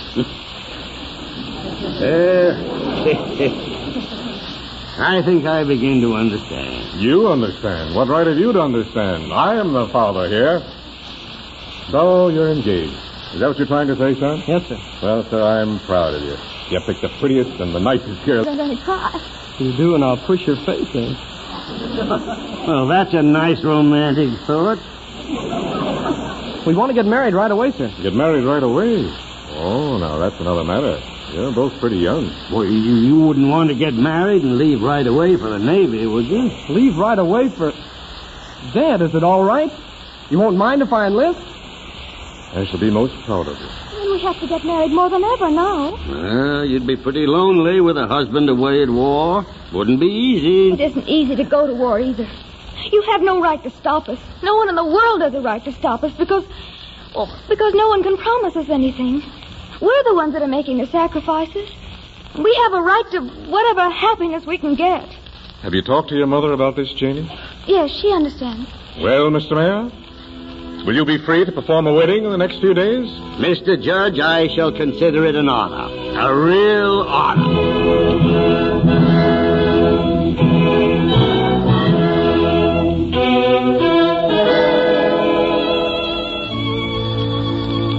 Under the authority vested in me and in the presence of God and this company, we've come to these chambers this evening to join together this young man and this young woman in marriage.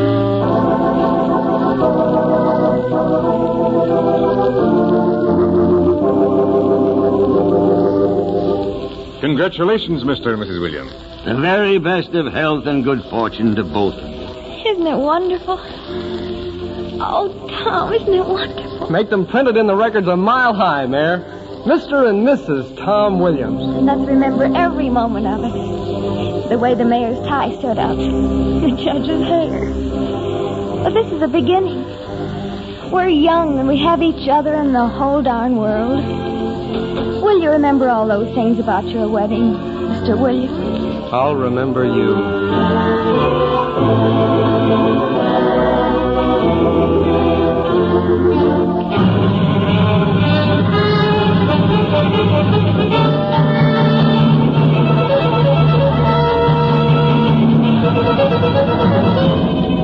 Extra naval battle, extra big naval battle, midnight special, extra read all of us.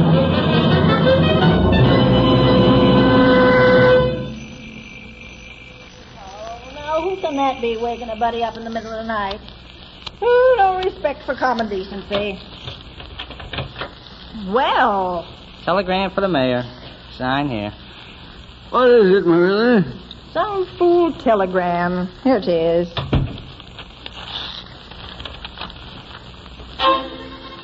No. Oh, no. What is it? Don't stand there looking like that. You're enough to scare everybody out of their skin. What is it? The following Springdale boys reported dead or missing in the Coral Sea. Dead, James Connor. Robert Winters. Tom Williams.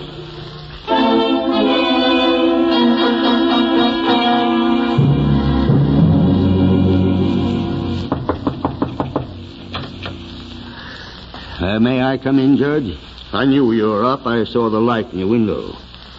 Come in. I just received a wire. I know you must have had one. Yes, I've had one. I don't know why I came exactly, but except that I wanted to be with you.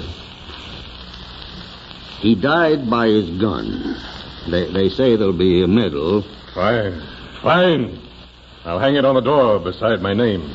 Oh, do you hate me so bitterly? You sent my son to his death. That's a hard way of looking at it, Jim. I've come to the conclusion that you're a hard man. and an ambitious one.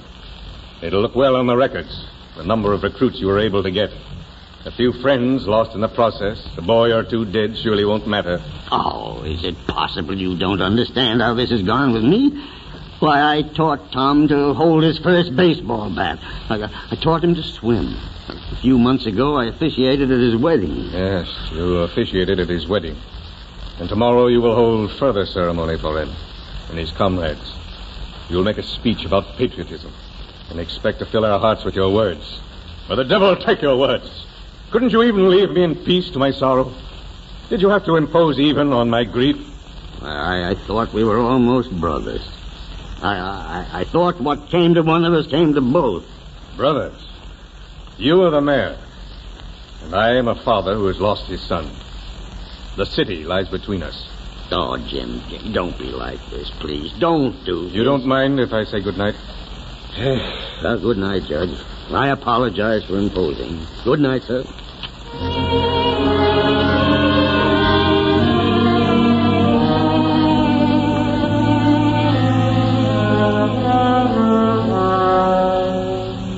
Janie's in the parlor.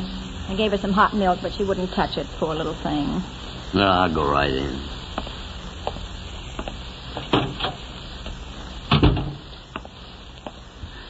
Janie, my dear. I know. The papers are out. I know. Oh, it's too bad. It's too bad. I keep saying to myself, all over and done with. All over and done with. But the words don't ring true. I keep seeing him running down the street, leaping the fence. I remember the freckles he always got in the summer. And the strong look of his hands on a steering wheel. I remember him in this room, standing here trying to say that we wanted to get married. And I remember his eyes and the warmth of his lips. And I keep telling my heart, all over and done with, but my heart won't listen. Oh, drink your milk, Janie. Don't let yourself go to pieces. No, don't go to pieces, Jenny. Keep walking in the same pattern. It isn't hard to live without your heart once you get used to it. Drink some milk, Janie. It's warm and soothing. It'll quiet your nerves and drown your memories. He died bravely and gallantly. Do you want to weaken his death with tears? Do you want to dilute his sacrifice? Now, my dear, listen to me. Don't touch me. Don't you dare touch me. You killed him, do you hear me? He went because of the things you said. Oh, Janie, I've known Tom Williams since the hour he was born. I loved him like a son. Love. You don't know the meaning of love. You aren't a man, you're an institution. Well, perhaps, Janie. Everything I do is done in the name of the city. That's the way it has to be. But what is the city? It's you and the judge and the Larson boy and the Uptons on the next street. The city is the people, and I'm its voice. The danger of each and every one is my personal danger, and their sorrow is my sorrow. The sacrifices I ask are in its name and for its preservation. I've loved you all my life. I think I hate you now. Well, go ahead and hate me, Janie. If it'll ease your heart. It's your democratic privilege to hate or like the mayor. But, girl, do you think I wanted to send Tom to war? Do you think I wanted to send any of them? I saw another war. I know how the bodies look face down in the mud, and something inside me weeps that these things must be again. You knew he'd probably never come back. Why did you let him go? Why didn't you stop him? Because he said he was an American. And because being an American is being a free man. And unfortunately, freedom must be bought in blood. It was purchased that way once at Valley Forge and must be kept. Jeannie, I'm not very proud of you right now. I thought there was strength in you and courage. I've lost him. How can I bear that? How can you bear it? How did the women bear it who stood listening to the guns of Yorktown with death in their hearts?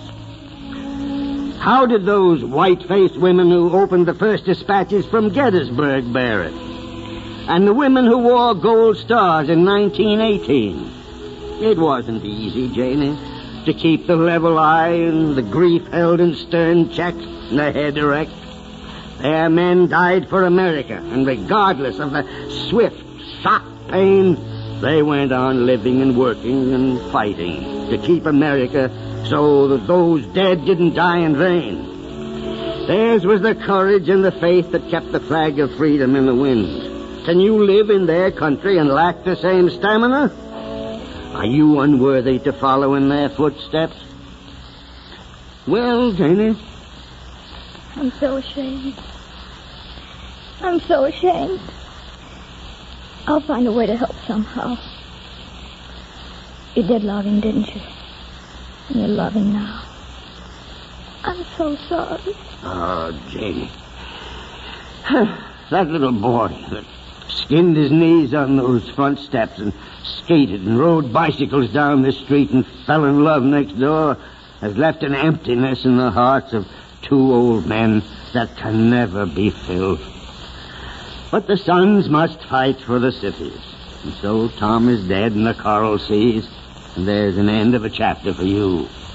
And the end of a book for his father and me. But that's the way it has to be.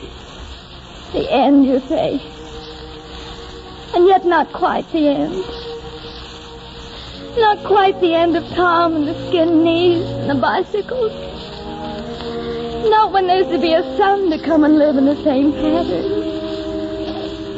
Not when there's to be a son.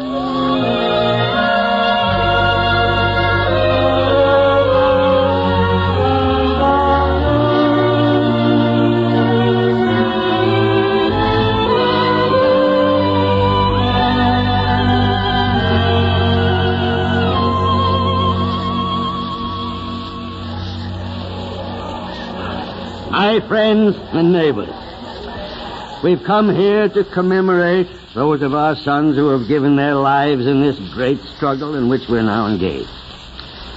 Believe me, I know the personal grief of each and every one of you. I, who have no son of my own blood, have shared the lives of yours. I've known the progress of teeth and broken legs and baseball teams and romances. I've heard them sing at football games and insult the baseball umpires. Now I've seen them march away to play a deadlier game, still singing and insulting. Some of them are not to return. Some of them have already given their lives in the name of America. And you who saw them go ask me, is it right? Why did they go? What did they die for? And I must answer you in this manner. They died for Patrick Henry, for Nathan Hale and John Paul Jones. They died for schools and movie houses and summer picnics, country roads, woods in Maine, and lakes in California, for the right to say what they like, and to like what they like, and debunk what they don't like. All those things that became suddenly sacred to them when they were threatened. We have lost them. Weep for the quiet streets, the empty hearts. But we'll go on living the same pattern they held most dear.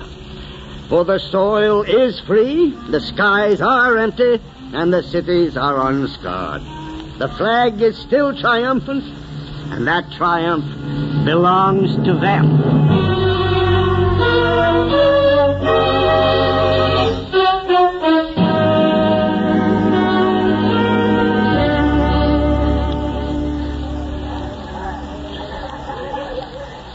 Mayor? Going home? Oh, Janie. Yes, I am. I'm going your way. You mind if I walk along with you? Oh, I should be honored to have such a pretty young lady on my arm. Here. Afternoon, Mayor. A fine speech. Oh, afternoon, Judge. It's a bit warm, isn't it? Well, confound it, you never did have the manners you were born with. Are you going to ask me if I'm stopping by for checkers or not? I can always find another partner, don't forget. Oh, do you feel like a game of checkers, Judge? Might. Do you mind if I stop in and watch? just to see that you don't cheat? Who cheats? Oh, you do. Come on, boys.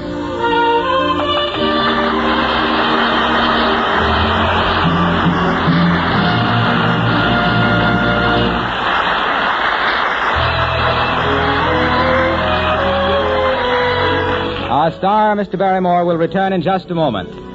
You know, I'd be the last one to say there's no room for difference of opinion. But when a lot of experts agree on something, there, it seems to me, is an opinion well worth listening to. Now, the makers of 33 leading washers are unanimous in recommending our new anti-sneeze Rinso. Such a recommendation should carry a great deal of weight with you ladies, and I hope it does. For if you take the advice of these experts to try Rinso, you'll be doing your clothes and your washer a great favor. Here's what I mean. The makers of the famous Norge washers have long told their customers to use Rinso. Now they have more reason than ever to do so, for there are no new washers being made for the duration. Yes, the washer industry is devoting its full time to the war effort. Yet the Norge people want you to keep your washer in the running. So they repeat, use Rinso. For with Rinso, it takes as little as a 5-minute run to turn out a spanking clean load of clothes. And that saves not only your clothes, but your washer. And one more suggestion. Have your Norge checked by a reliable dealer. And do use the new anti-sneeze Rinso regularly.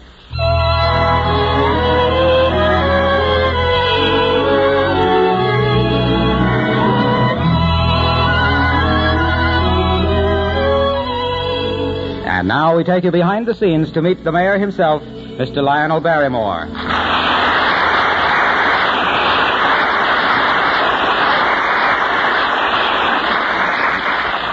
I'd like to say thank you for tuning in tonight.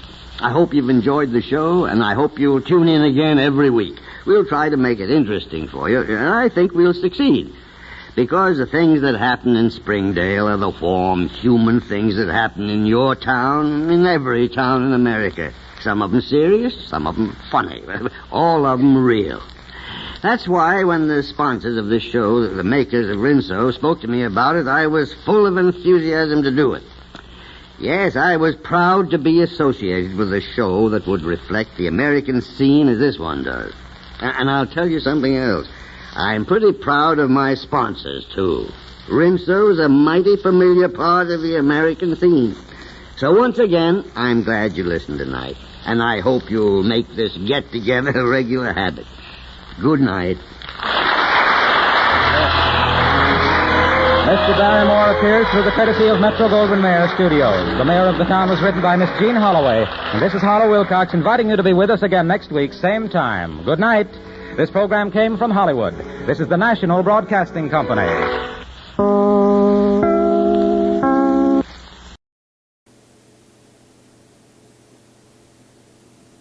As always, thank you for joining us this evening.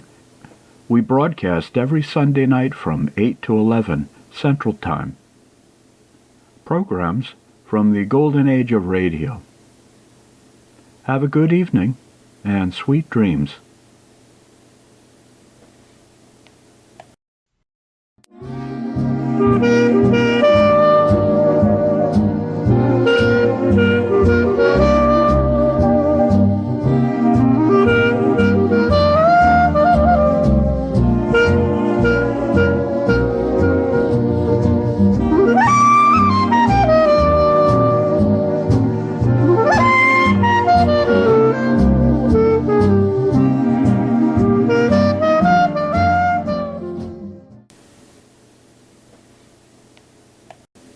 This is a production of Lobato Studios, Sao Paulo, Brazil.